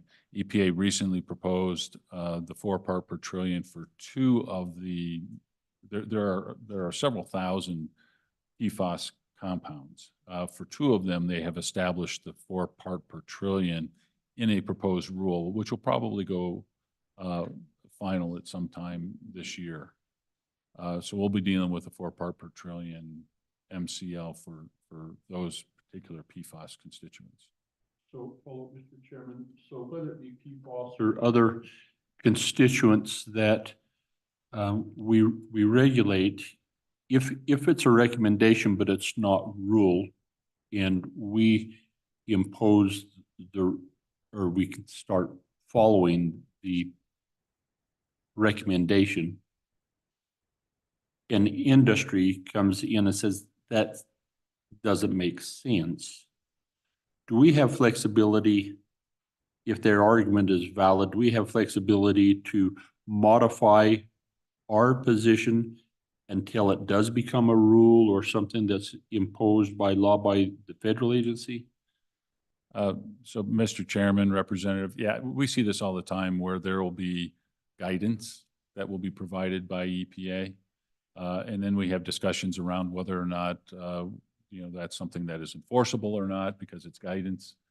But if the standard is not set in rule or regulation, then an entity is not subject to those standards. With the instance of PFAS, we're in the process of collecting information, trying to find out where we have PFAS and at what concentrations. And then we'll start getting into the conversation about the cleanup standards and what does that mean and what are the cleanup technologies? How do you clean up a forever chemical? So tell us about that. We've got basically 3 airports and 1, maybe 2 military bases, depending on how you classify it. So that's only 5 locations. Other than that, I presume you're testing those first, and what is the cleanup process? So, Mr. Chairman, we do have information on most of the airports in the state. We have done a round of sampling, or several rounds of sampling of water treatment facilities. That would be the primary concern would be drinking water facilities. And it depends on which number you're looking at. And when you're doing the comparisons, one of the studies that we originally did, we were comparing it to the 70 parts per trillion. So now we're coming up with a plan to go back and do some additional analysis of areas where it's most likely to be present. So at areas where you had firefighting exercises in the past would be a logical place to take a look. We have seen it at the airports being present. And then we want to ensure that it doesn't migrate into areas where you have private drinking water systems, as well as public drinking water systems. So that's that. And we're working with the national organizations on treatment methodologies and how to not only you can use carbon filters, but then how do you dispose of the carbon filters types of questions. And that's something that's happening on a national level, and we're engaged with those discussions. So is the remediation capabilities, it sounds to me like it's still kind of in its infancy on how you take care of the problem. Mr. Chairman, that's right. And that's why they call it an emerging contaminant. So what have you recommended to the places where you found it? Obviously, you probably communicated that to. So, Mr. Chairman, yeah, as we identify it, and I'll just give one instance, we worked with the entity to have them sample all the wells in the area, identified where there was the presence of low levels of PFAS, and then they put filters or provided filters for those residents. So that's the first part. The other part is going to be then as you identified in groundwater, then how do you treat that? And I don't know that I have a particular answer for you right now. That's something that we're, like I said, engaged with the technical discussions on a national level with. So the answer to that is we don't know yet. Mr. Chairman, I think that's right. There's a lot we don't know about how to manage and do the remediation and cleanup of contaminated sites. Okay, please proceed. Mr.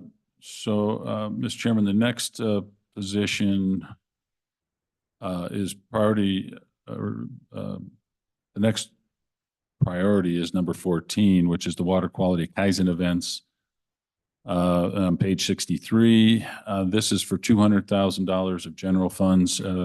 This is the same as what we discussed in the air quality unit. The governor recommends denial of this exception request and support the governor's recommendation. And the reason being is that we are conducting a Kaizen event on the WIPDES program in this year using existing resources. So that's why we're going to hold off on making this request this biennium. Okay. On page 63, priority 18, water quality guidance and outreach. This is similar as we discussed with air quality. The request is for $275,000 to improve permit application quality and minimize submittal of incomplete or technically inadequate permit applications. And then this effort will obviously be coordinated with the deputy director for the purpose of assisting the industry. Page 64, priority number 21. This is the administration indirect cost alignment as we discussed on page 17 under administration. And that would be a shifting of $245,158 of general fund and federal funds. And then the governor recommends approval of this ongoing exception request as submitted. So going back to priority 18, and it's, the question is this just,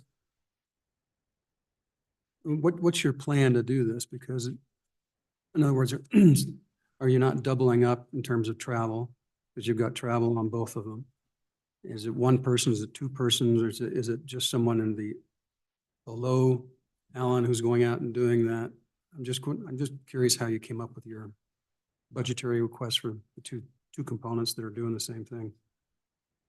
So Mr. Chairman, what we would plan to do is visit with the associations like the Petroleum Association, the Mining Association, and identify areas where it would be most beneficial to provide that assistance. So I would see a representative from the Air Quality Division, Water Quality Division, and the Deputy Director coordinating on how to have those conversations with the regulated community so that we're actually making a difference. And my understanding is, Todd, you kind of already do that. So this is just a greater emphasis or a more concentrated time value process? Yeah, Mr. Chairman, that's correct. So we do regularly meet with the associations at their request and have regular discussions about just issues that they might be having or that we might be having that we can work together to make the system work smoother. This would be a more focused effort on targeting these entities and maybe even broader than that with workshops for the actual regulated community outside of or in addition to the association itself. Okay, thank you. All right, so Mr. Chairman, that takes us to page 65, priority number 25. This is for a WIPDES position, a natural resource position 09, 258,476 of general funds. I think you can go right to the denial, and what's your position on that? Okay, I support the governor's recommendation. I think with the Kaizen events that we're going to be doing this summer or spring, that will help us determine if we need an additional position or if just by changing the processes that we might improve our efficiency and not need the position. Proceed. On page 65, priority number 26, water quality lab reclassification, 117,708 of general funds and federal funds. Right now, we have 3 lab scientists operating what we believe is above their job classification. So we're requesting a change in classification from a lab scientist 1 to a lab scientist 2. And a big part of this is they're dealing with some very sophisticated equipment. They have 19 different instruments that they have to be proficient in. So Todd, is this similar to your other requests that you're going to get the approval first, then take it to A&I, and if they approve it, then, Mr. Chairman, that's correct. okay, The chicken and the egg. go ahead. And the governor recommends approval of that request conditioned on HRD's approval. On page 67, priority 29, this is a water quality position realignment. This was the same as page 18 under administration. This is for the spills, complaints, and emergency response position. And the governor recommends approval of this ongoing exception request as submitted. Okay, next. That takes us to the land quality division. Unit 401, page 72 is the summary table. What you'll see is in the column 4, the total department exception request, you'll see a -1 position, but that's a net because we're moving, if you recall, the 2 positions into admin and then requesting 1 additional position, which is on page 74, and that's priority 15. This is for a natural resource 10 position, cost of $292,776 of general funds. And what this is for is to manage the increase of what we're seeing, an increase in non-coal mining activity. We're seeing gold and copper mines, sand and gravel, aggregate, rare earths, frac sands. We're seeing a lot more activity, which is a positive thing. But to ensure that we have timeliness of permitting, and the governor recommends approval of this ongoing exception request as submitted. On page 75, we have priority number 16. This is the land quality Kaizen event. And the last time we did that in land quality was 2018, and we saw some efficiencies in limited mining operation, timeframes for small permits and for large mines. So we would be asking for $150,000 for these lean management processes, and that would be 3 of those. And the governor recommends approval of that $150,000 on one-time exception requests. Go ahead. On page 76, you'll find priority number 20. This is the land quality funding shift. What we're seeing is that we're spending more time on non-coal, as I just discussed, related to permitting and monitoring activities. Right now, the split between the general fund and federal fund is 55%, 45%, because we can't use the federal funds for non-coal mining activities. We're looking to make that change in the funding mix from 60% general fund to 40% federal funds. And that would be a $421,000 increase in general fund authorization. And the governor recommends approval of this ongoing exception request as submitted. Next. Page 77, priority number 21. This is the administrative indirect cost alignment. So this is, as we had discussed in administration, on page 17, we would reduce the spending authority from land quality and shift it to admin at $398,590, and that's for 2 positions, an accounting analyst and the bonding position. And the governor recommends approval of that exception request. Okay, next. That takes us to industrial siting, which is unit 501. And currently we have 1.5 full-time employees in the division. We're seeing an increase in activity. And this position would ensure that we would meet the statutory timelines for permit review, holding the hearings, and issuance or denial of the permits by the Industrial Siting Council. Right now, we have 19 projects that have been permitted in the last few years that are in or pending construction. We have 5 projects that have been determined to be jurisdictional and are awaiting hearing or submittal of their application. And then we have 23 additional projects that are pending a jurisdictional meeting between now and the end of 2025. The governor recommends approval of this ongoing exception request as Questions submitted. on industrial side? All right, please proceed. Mr. Chairman, that takes us to Solid and Hazardous Waste Division, Unit 601.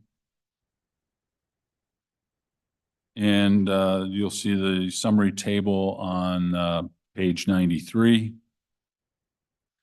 And what I would, well, I'll skip over that. Go to page 96. That's the priority number 23 for hazardous waste indirect cost rate optimization. By statute, the fees are to cover the cost of the program, this would capture all of the indirect costs. This request of $340,000 of other funds. This will result in additional fees to the hazardous waste permitted facilities. There are 8 of them.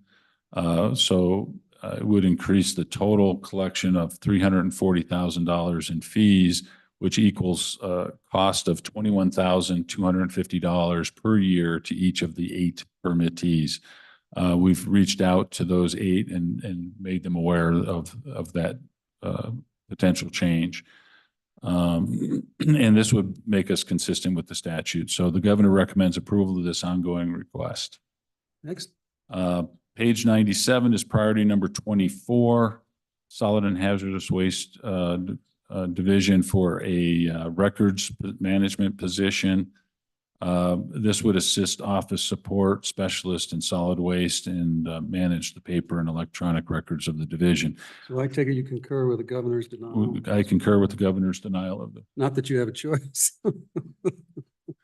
Yeah. So, and we'll look internally for records management solutions and continue to evaluate resource needs.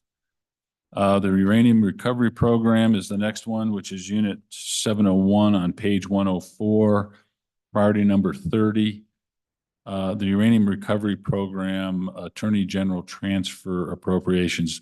So right now, because we don't have the appropriation for the attorneys, right now we're going through a B11 process to reimburse them for their time. This would streamline that process and is already covered in the process for the fee program. So, okay, Governor recommends approval. And the last is AML, Abandoned Mine Lands, Unit 4401. On page 113, it's priority number 21, and this is administration realignment, as we talked about on page 17 in administration for the one accountant, and the governor recommends approval. perfect. Mr. All right. Chairman. Mr. Chairman. Go ahead, Representative Stiff. Mr. Chairman, Director Parfit, can't help myself. Since we're on AML, you've had suggested Kaizen events for air quality, for example. My understanding is that that's where the division gets together and thinks about its processes and how it can do things more efficiently. Is that right for what a Kaizen event is? Mr. Chairman, that's correct. So, Mr. Chairman, have you thought about having a Kaizen event maybe for AML where it could get together and think about how to carry out the purposes of the Surface Mining Control and Reclamation Act, which include preventing flooding? So I'd be happy to attend that as well. So thank you. Mr. Chairman, we have not, we focused on the permitting programs so that we can issue timely permits, but that's certainly something that we can discuss internally. We would not need a budget amendment to do a Kaizen event in the AML program. We would just use the federal funds that are available. Okay. Senator Drew first. Thank you, Mr. Chairman. Good morning. Morning. I'd wait till the end to ask this question because I just kind of want to go over something and get it cleared up in my head. We've talked a lot today about positions, and the words new position have been thrown out and change and redistributing all that.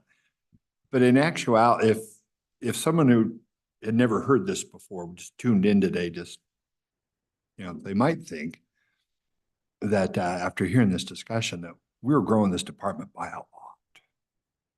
But in actuality, it's not quite the case. Isn't it true? So here comes the question. Isn't it true? A lot of what we're doing here is just restoring positions that have been cut in previous cuts, or redeploy positions that may have been cut in other departments based on new realities. The new realities being unfunded mandates, I'll give you that one, but other realities and other desires of whether it be the administration, the department, or like I say, some of these new realities. Would that be a fair characterization of what we've been doing here this morning? Mr. Chairman, Senator, yeah, I would say what we're doing is we are right-sizing our resources to the needs of the day. Okay, I'll go with that. Thank you. Okay, further questions? Thank you, Mr. Chairman. Lots of employees. What is your remote work policy? Mr. Chairman, Representative, I've taken the position that I think there are inefficiencies with a full time program of teleworking. But what we do allow is for certain instances where we have an individual that has a unique circumstance on a temporary basis that we will allow telework. So if they're laid up at home for a little while and they have the ability to work and they want to work, we'll accommodate that. And then there are other instances where they may have, where they could be immune compromised or something like that for a period of time. We'll consider that as well.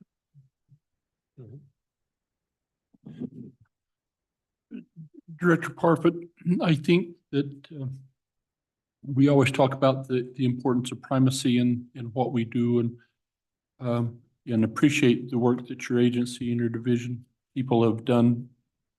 But to just point out that in our earlier conversation today on the ozone ruling and how that evolved and how we come in compliance in 2015 was largely due to the work that your agency done in collaboration with the industry in the Sublette County in compliance with ozone regulations there that then helped us maintain and not be required to go into the federal compliance plan that is being produced. And if that's correct, I just, extend our appreciation to you and your staff and to industry on working to preserve that ability for us to work independently from the feds.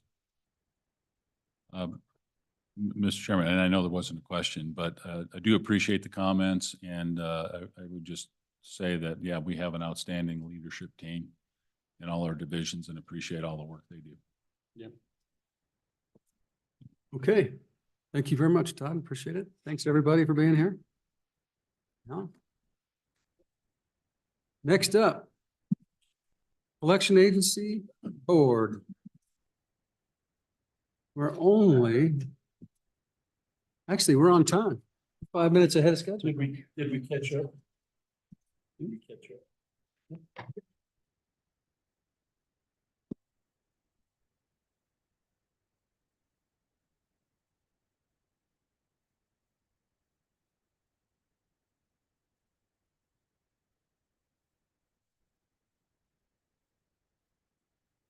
So the other reason I was running late was because I was getting dressed.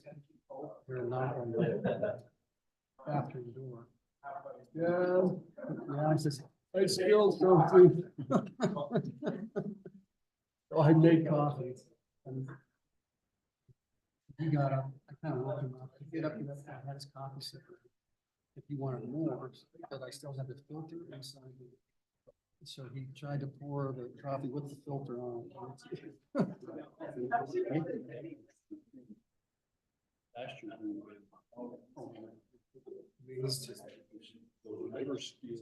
Yesterday.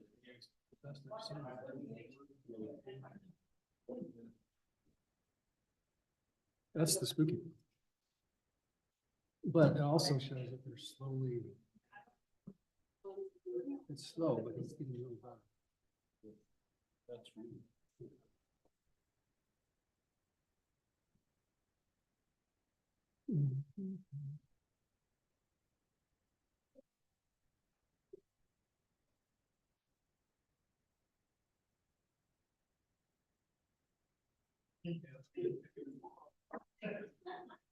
So if you pick the ones that were.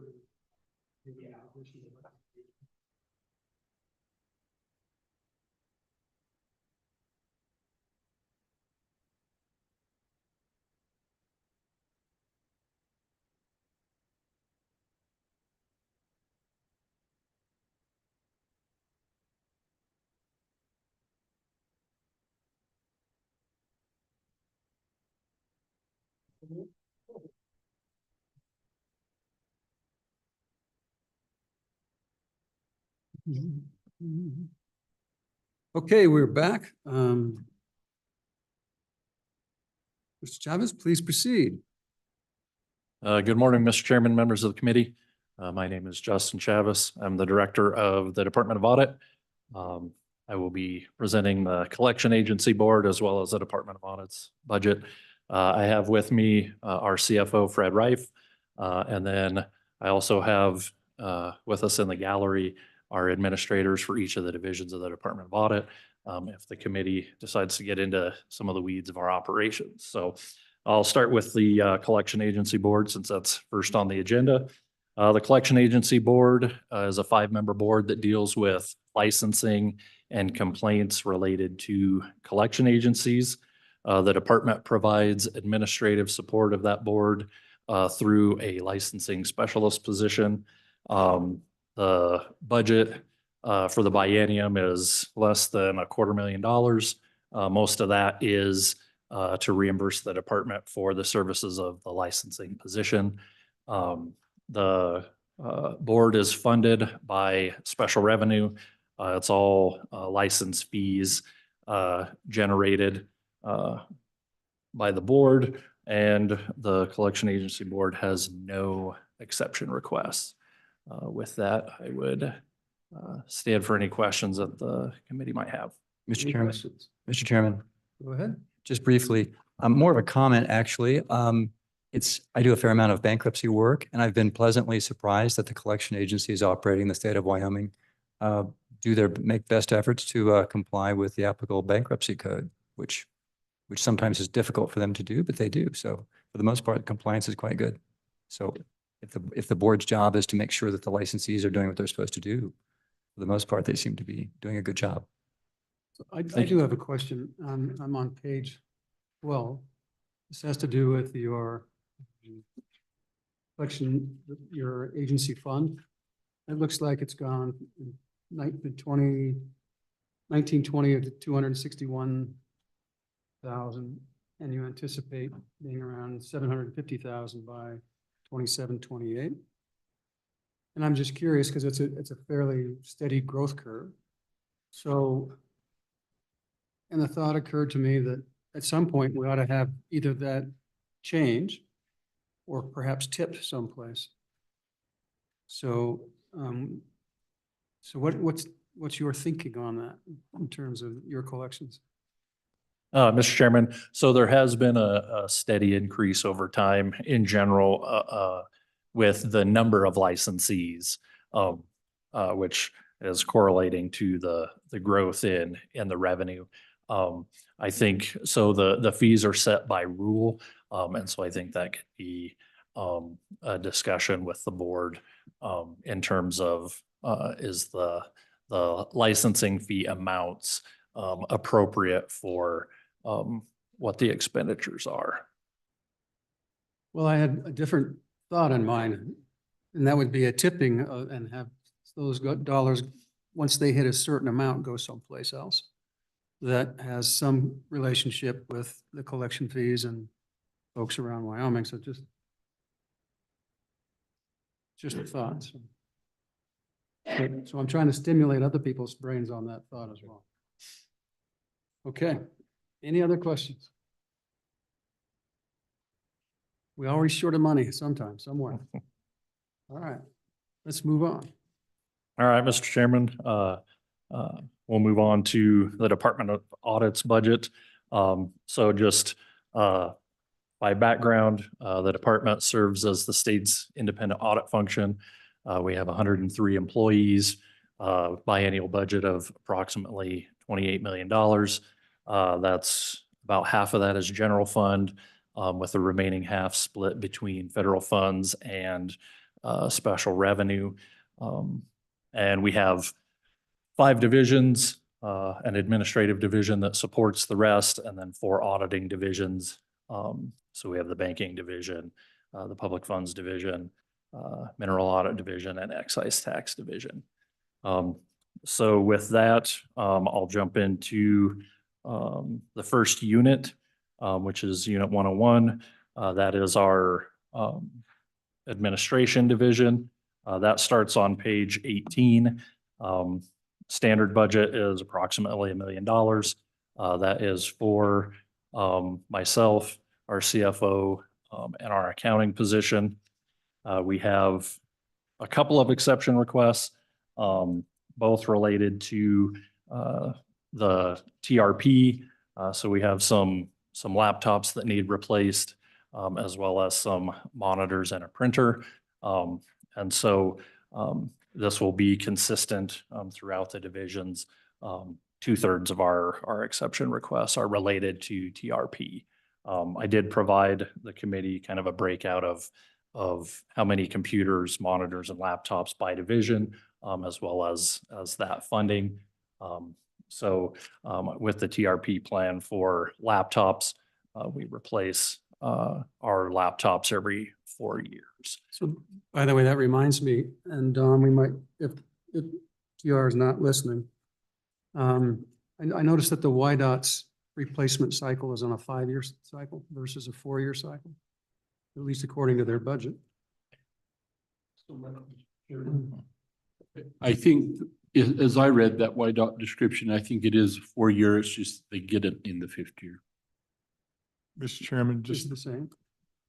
to be clear, it's 4-year replacement cycle, replacing in the 5th. Some people call that the 5, but it's really what we're doing is we're going to get 4 years, 1 year past the warranty, and replace in the 5th year. And that's the same across the enterprise. So theirs just sounds better. Okay, go ahead. So for the administrative division, 4 laptops and 4 monitors. That's the 2 exception requests. Any questions? All right, proceed. All right, our next unit is our banking division. That starts on page 25. Standard budget, approximately $7.5 million, 28 positions in that division. Again, the exception requests here are for laptops, as well as monitors and a printer. All of these are paid for out of special revenue. So these would all be paid for out of fees collected for regulating financial entities. Okay, any questions? Okay, go ahead. Just a related note on the banking division, with a bill that was posted yesterday that was worked in the blockchain and minerals committees related to compensation for the banking division, which would require those salaries to be commensurate with peer regulators. So we provided a fiscal note. So just for the committee's FYI, that's about $600,000 is what that fiscal note amounted to. And what would be the source of that? Well, That would also be special revenue. So it would be through fees collected for regulation. Thank you, Mr. Chairman. Director, on page 29, when you talk about the fund descriptions down at the bottom of the page and restrictions, you note that it's the examination of collected in the regulation and examination of state chartered banks, trusts, and so on. Does that, are you not required to do any national banks, or are they, there's a national bank, there's a state chartered bank. Does that exclude the national banks? There's not a revenue generated from them? Mr. Chairman, Representative Larson, yeah, we regulate state chartered banks. So We don't do any regulation of nationally chartered and collect I no just fees. couldn't remember. Thank you. Okay, go ahead. All righty. Our next unit is 301, which is our public funds division. That is the division that performs the work that I think people would typically think of when you talk about a state auditor or state audit function. That's the division that audits government entities and their revenues and expenditures. That starts on page 37. That biennial budget is not quite $6 million. About a third of that is for the statewide audit that we manage the contract for. That is also the largest exception request that we have. So just for information for the committee, every 4 years we put out an RFP. We collect the bids. We analyze those bids, select a contractor. We just did that this last summer. So the previous RFP, 4-year RFP, fiscal year 23 is the last year of that contract. So we just awarded the contract for the next 4-year period, starting for fiscal year 24. And the price has changed by how much? So the 4-year contract has increased by 23%. I will note that that's significantly less than what the cost of labor changed. And it is this is to accommodate the lowest bid as well. So Okay, go ahead. so that's our first exception request in that unit. And then our second request has to do with some upgrade in licensing for Microsoft Office. So what has happened here is one of the functions of the Public Funds Division is to do audits of the school funding model. And so what we do is we take the data from that model, we do an audit. Any changes we identify, we plug those changes into the model to determine the funding change to or from the district. The current model that has been put out makes use of a function that is not available in Office 2019, which is what our department is running on. So it's not backwards compatible, so we can't plug in any changes to the model and determine funding changes. So we're making a request for that division to upgrade to Office 21 so that we can make use of that function. Okay, go ahead. Our next exception request, similar to the other divisions, is for laptops, as well as some monitors and a printer. So before we go on, Don, it looks like we're going to be ahead of schedule. Are we capable of doing that? I believe so. We have asked the Fire Protection and Electrical Service to move up from this afternoon to this morning. And they're expected to arrive at 11. So, Okay. Okay. All right. Just wanted to make sure we keep the water flowing. All right, go ahead. All righty. And then our last exception request in the Public Funds Division is to account for some increases in license fees for our IDEA software. So that's a data mining, data analytics software that we use to convert documents that we get into a usable format. We use it for pulling samples, for doing data analysis. Historically, that cost has increased about 10% per year. And so we're making a request to adjust our funding to current expenditure levels. Proceed. All righty. Our next division or unit is 401, which is our Minerals Audit Division. This is our largest division. It's funded approximately 64% by federal funds. Go ahead. 1 second, please. Going back to page 45 for this audit function.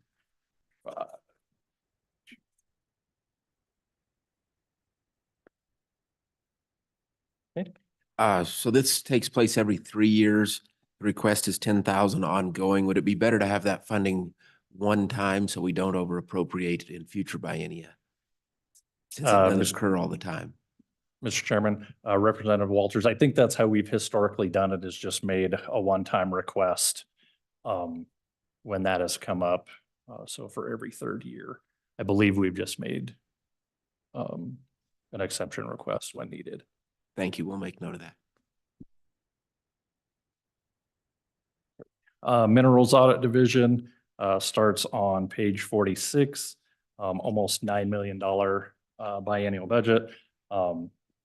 Like I said, about 64% federally funded, 36% general fund. And so when we do audits, anything that is on behalf of the federal government, we bill to them and are reimbursed for. So two exception requests for that division for laptops and then monitors and printers. Just an item of a couple of things of note, I think, for the Minerals Audit Division. One, the contract requires additional computing requirements. And so the rest of our divisions are laptops are replaced at kind of the standard laptop. For the Minerals Audit Division, those are upgraded laptops in terms of storage and processing power. So those laptops are at a higher cost than the other divisions. The other thing to note is that the other divisions replace half one biennium and half the other. The Minerals Division, they all get replaced at one time. So, and those would be funded 64% Fed, 36% general fund. Seeing no questions, go ahead. All right. And then our last unit is 501, which is our excise tax division. That starts on page 54, approximately $4 million budget. That's all general fund. There's a little bit of special revenue, but for the most part, general fund. We have a couple of exception requests there, again, for laptops and monitors and a printer. And then we also have the same exception request to account for the IDEA licensing as we do in the Public Funds Division to account for the increases in that cost. Okay, any questions? Chairman. Please. Thank you, Mr. Chairman. I won't ask the question because they provided the information on their document about the teleworking, and it appears your telework policy is you allow great flexibility in it. As I noticed, the Division of Banking is about 60% teleworking, and then others are none. So it must be division by division. It's decided and fairly flexible. Mr. Chairman, Representative Walters, you are correct. We have some base guidelines in terms of, in general, will allow a hybrid in the office telework arrangement. We generally don't allow probationary or new employees to do permanent telework. But then we allow division by division to determine what suits their needs the best. The work can vary significantly from division to division, and some of the work is more conducive to being done remotely than others. So we leave that to each division to determine.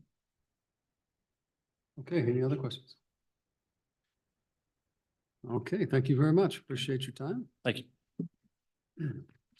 All right, next, fire prevention, electrical safety. Is that right, Don?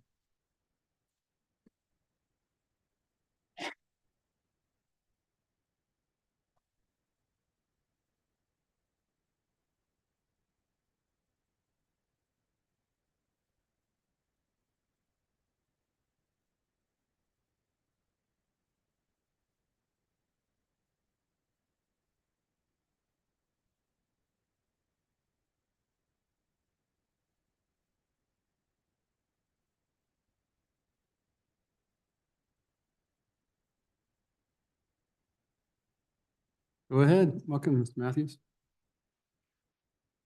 Good morning, Mr. Chair, members of the committee. Byron Matthews, Director of Fire Prevention Electrical Safety, otherwise known as the Wyoming State Fire Marshal. With me is Christie. She is our budget analyst, and she'll keep me on track when I get lost. Starting with our 100 series, and our first exemption in the 100 series is our 101, and that's our priority one request. That request is for the funding of our license and records management systems. So what we have done is integrated both our records management and our license management system into one operating system. We have also included our friends at the Office of EMS and the Department of Forestry in that reporting. So now that we have all of our systems operating in one, I will clarify in the details, there was an ETS approval for $175,340 and a request of $190,000. That additional $7,330 annually is for the bridge in our license management to our records management. So it's going to the same company. It's all within the same. I just want to make sure we clarified that those two numbers don't line up.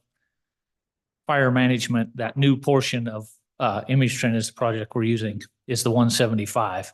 The 14,660 for the Biennial is the bridge between those two. So. Any questions on that? Representative Henderson. Thank you, Mr. Chairman. On, let's see the page here. 12, I may be too far ahead, but when we're talking about the upgrade of the system, and I see the word customization, if you could provide some information related to that when you come to it, please. Mr. Chairman, Representative Henderson. So the program that we're moving to is we're moving away from the current program that was used in conjunction with Forestry and the State Fire Marshal's Office for approximately 8 years. This new program allows all three entities to be on the same, like I said, EMS, Forestry, and the Fire Marshal's Office. It also includes our electrical side of the house where we do all of our license management. So now all of those components will be in one landing page, will be in one system. When we talk about the customization, to get kind of down into the weeds, this opportunity allows the state to ask specific questions of our local, whether it be fire, EMS, or forestry response departments. It also allows the customization for the local department to do the exact same thing.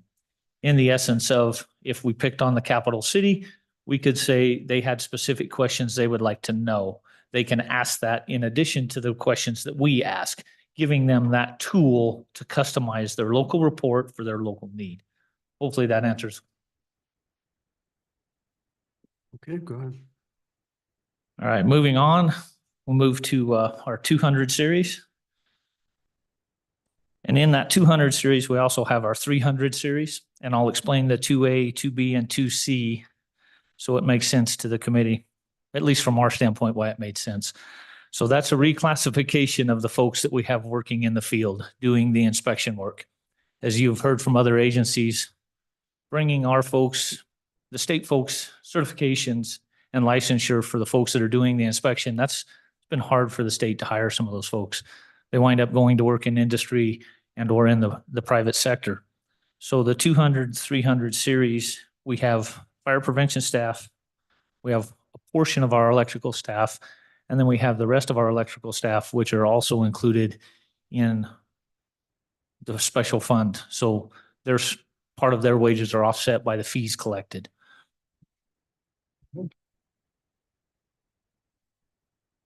So Director, as we look at that, I think just want to make sure in your breakdown of the object codes, as you reclassify that,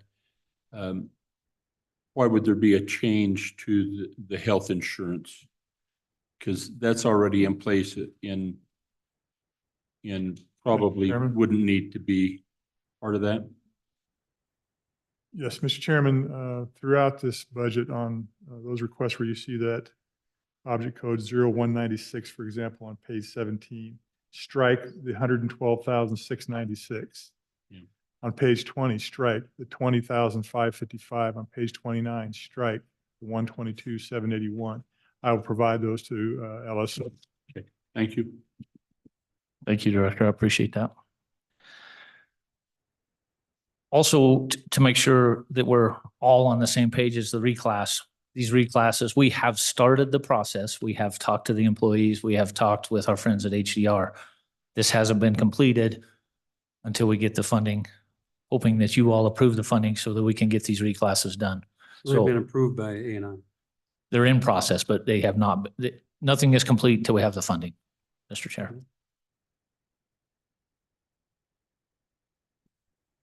Go ahead. Okay. The final, so moving through, that takes us through our priorities 2A, 2B, and 2C. Moving to our priority 3. That's integration for our credit card services. As the statute calls, we need to move to this system that everyone else is using. This is the required funding for our vendor to provide that migration to the new system. Any questions on that? Seeing none? Outstanding. Mr. Chairman, that takes us to 400 and 500, and we have no exceptions, but I would answer any questions if there's questions in the 400 and 500 series. Questions on the 400, 500? None. Mr. Chairman. Okay. Oh, finally, we got an arm. Representative Stiff. Mr. Chairman, thank you. Director Matthews, this is more of a policy question to ask you. One of the regulatory barriers that a lot of owners of old commercial buildings all across Wyoming face is the prohibitive cost of retrofitting them so that they comply with the fire code and the electrical code. So for example, the cost of a sprinkler system can be, can make a project uneconomical. And as a result, you have a lot of buildings that just lie around dormant and not used, and they become dilapidated. Is there are there other states that have any programs that to provide some regulatory relief that achieve the same safety goal of making sure people don't die in fires, but that allow some relief from having to install, very expensive sprinkler systems? Or are there other programs that address that concern that you're aware of? Mr. Chair. Representative Stiff. There are several programs. So one of the federal government has a program that provides an offset for that cost through tax relief for that building owner. As we talk about other states, there are opportunities that, whether it be a local governing body or this governing body, has set that as a priority and established the ability for grants, low interest loan, and or some level of forgiveness in the installation. So there's not necessarily the regulatory relief from we don't put the system in, but there's a means to the end of how we get the systems installed to make those businesses more successful and fill those storefronts. We go from a dark storefront to a bright storefront. So it's the opportunity, I guess, for lack of better terms, is to think at it creatively from a standpoint of how we can help local business. Example, as I look at Representative Sherwood, we had an opportunity when we were in Kansas and Missouri with Main Street programs, excuse me. But we had that opportunity where we got to see some of the downtown how they turned those storefronts from dark to bright with those type of incentives and those type of economic benefit to those locales. So I think there's unique ways to address it, but it's not necessarily a relief in the regulation. Go ahead, Representative Walters. Thank you, Mr. Chairman. Going back to page 27 of your budget, the table or the chart on page 27, it would appear that based on the declining revenues there, that there would be insufficient funds to be able to support the exception request on page 29. What is your plan of attack in that regard? With Mr. Chairman, Representative Walters, the opportunity there is your colleague that's sitting very close to you. We have been working in conjunction to update how the fees are split between the general fund and the agency. So with a piece of proposed legislation, so a year ago, we proposed a piece of legislation to increase the fees. What we've worked on and determined this year is a better alternative is to change the split between the general fund and the agency. By increasing the agency portion that we retain on those fees, that will help that account move forward. So that's our plan currently to address that is work on that piece of legislation. The bill's drafted and it just, we've missed this 2 years in a row and it's all been the resistance on the fee changes, so we'll just do it with the fees collected. Drafted but not numbered?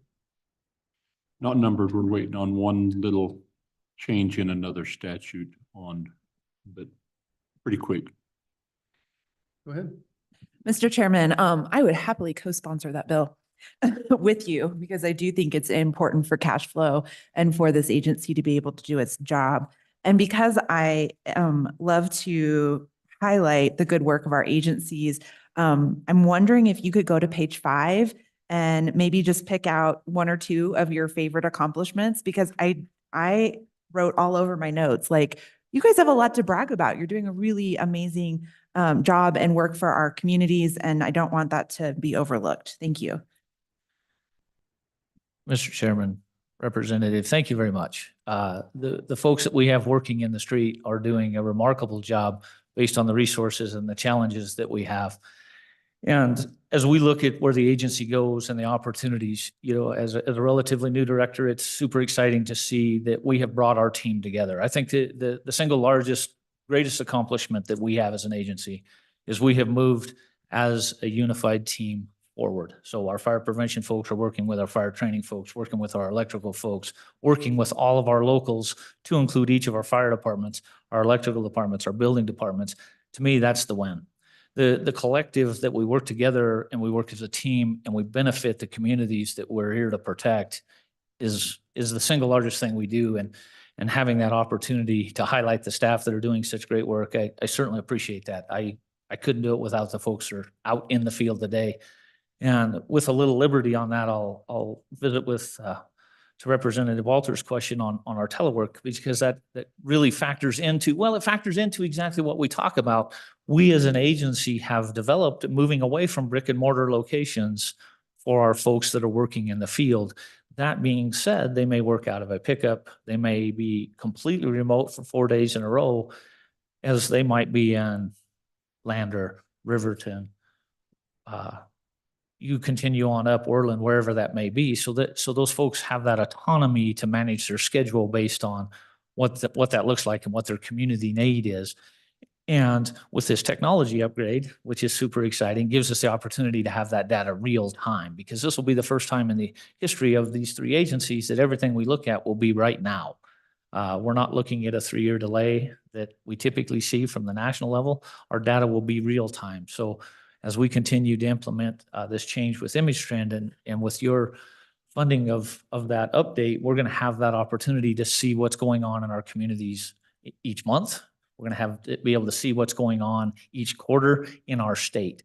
As we talk about the need for EMS and working as this bigger team, this just gives us another tool to set everyone up in the state to be more successful. Go ahead. So, Director Matthews,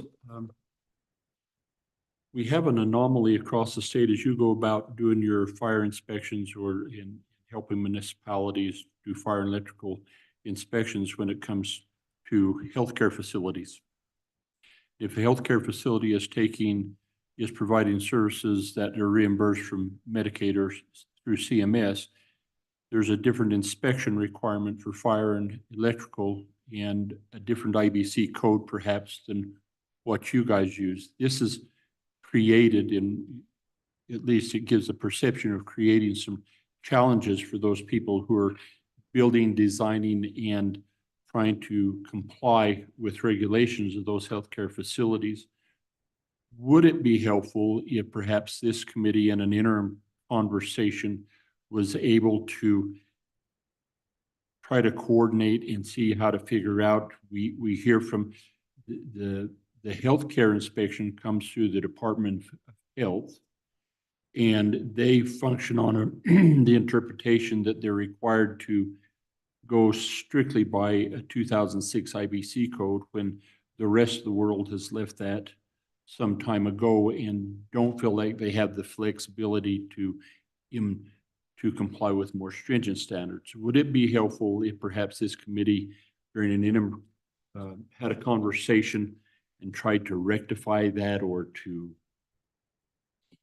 resolve that somehow to where we don't have people putting in state-of-the-art fire systems then to have to have them taken out because they're too modern? Mr. Chairman, Representative Larson, that absolutely any help that the legislature could help us work through. And part of the challenge that the Department of Health, I believe, is up against, I don't want to speak on their behalf, but I believe the hurdle, as we referenced that 2006 standard, that number is correct. We are expecting facilities to be installing to a 2006 standard, which absolutely is very antiquated. The code has moved a long ways. We're well on our way to starting the discussion to adopting the 2024 code cycle for the rest of the state and our municipalities. That 2024 cycle allows us to use modern technologies, build safer buildings, and I'll be honest, cheaper buildings because the technology has improved. So we're not trying to go back to an older, less, maybe even less reliable code based on that. That federal requirement is driven down to us.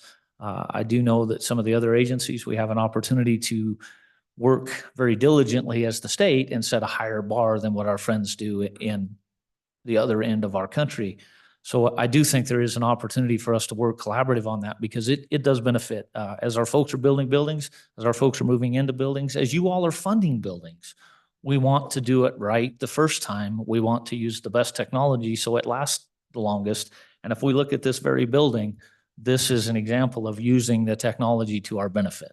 So I do believe there would be some help there and happy to collaborate in any way possible on that, sir. So just to follow up on that, we need to know specifically what we can do to help, but if that's a problem that exists now, you can jump into that before we do and tell us what you find and how we can. Mr. Chairman, you are absolutely correct.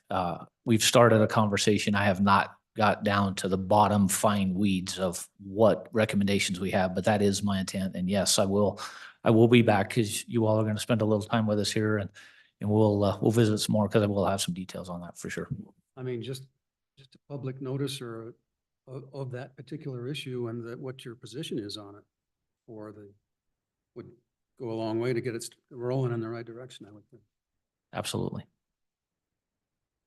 Okay, any further questions?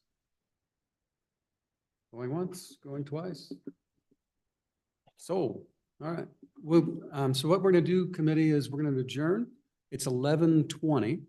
We're going to come back at 12:30. And we'll start with a call back with Department of Health and the folks regarding the veterans home and just some background facts on that proposed project. And then we'll jump back in. Right, on the veterans home. Just further education that we've asked for more information, and then we'll go back with the rest of it. It looks to me like at this rate, we'll probably be done a little bit early. And if we, just so for everyone's thinking of that, so we might meet informally, generally after we've adjourned and start talking about with the committee informally the rest of the week and the following week, and just kind of see if we're all on the same page and anyone and what we're doing, just so everyone kind of can get their schedule together for the rest of the day. All right. So we'll see everyone back at 12:30.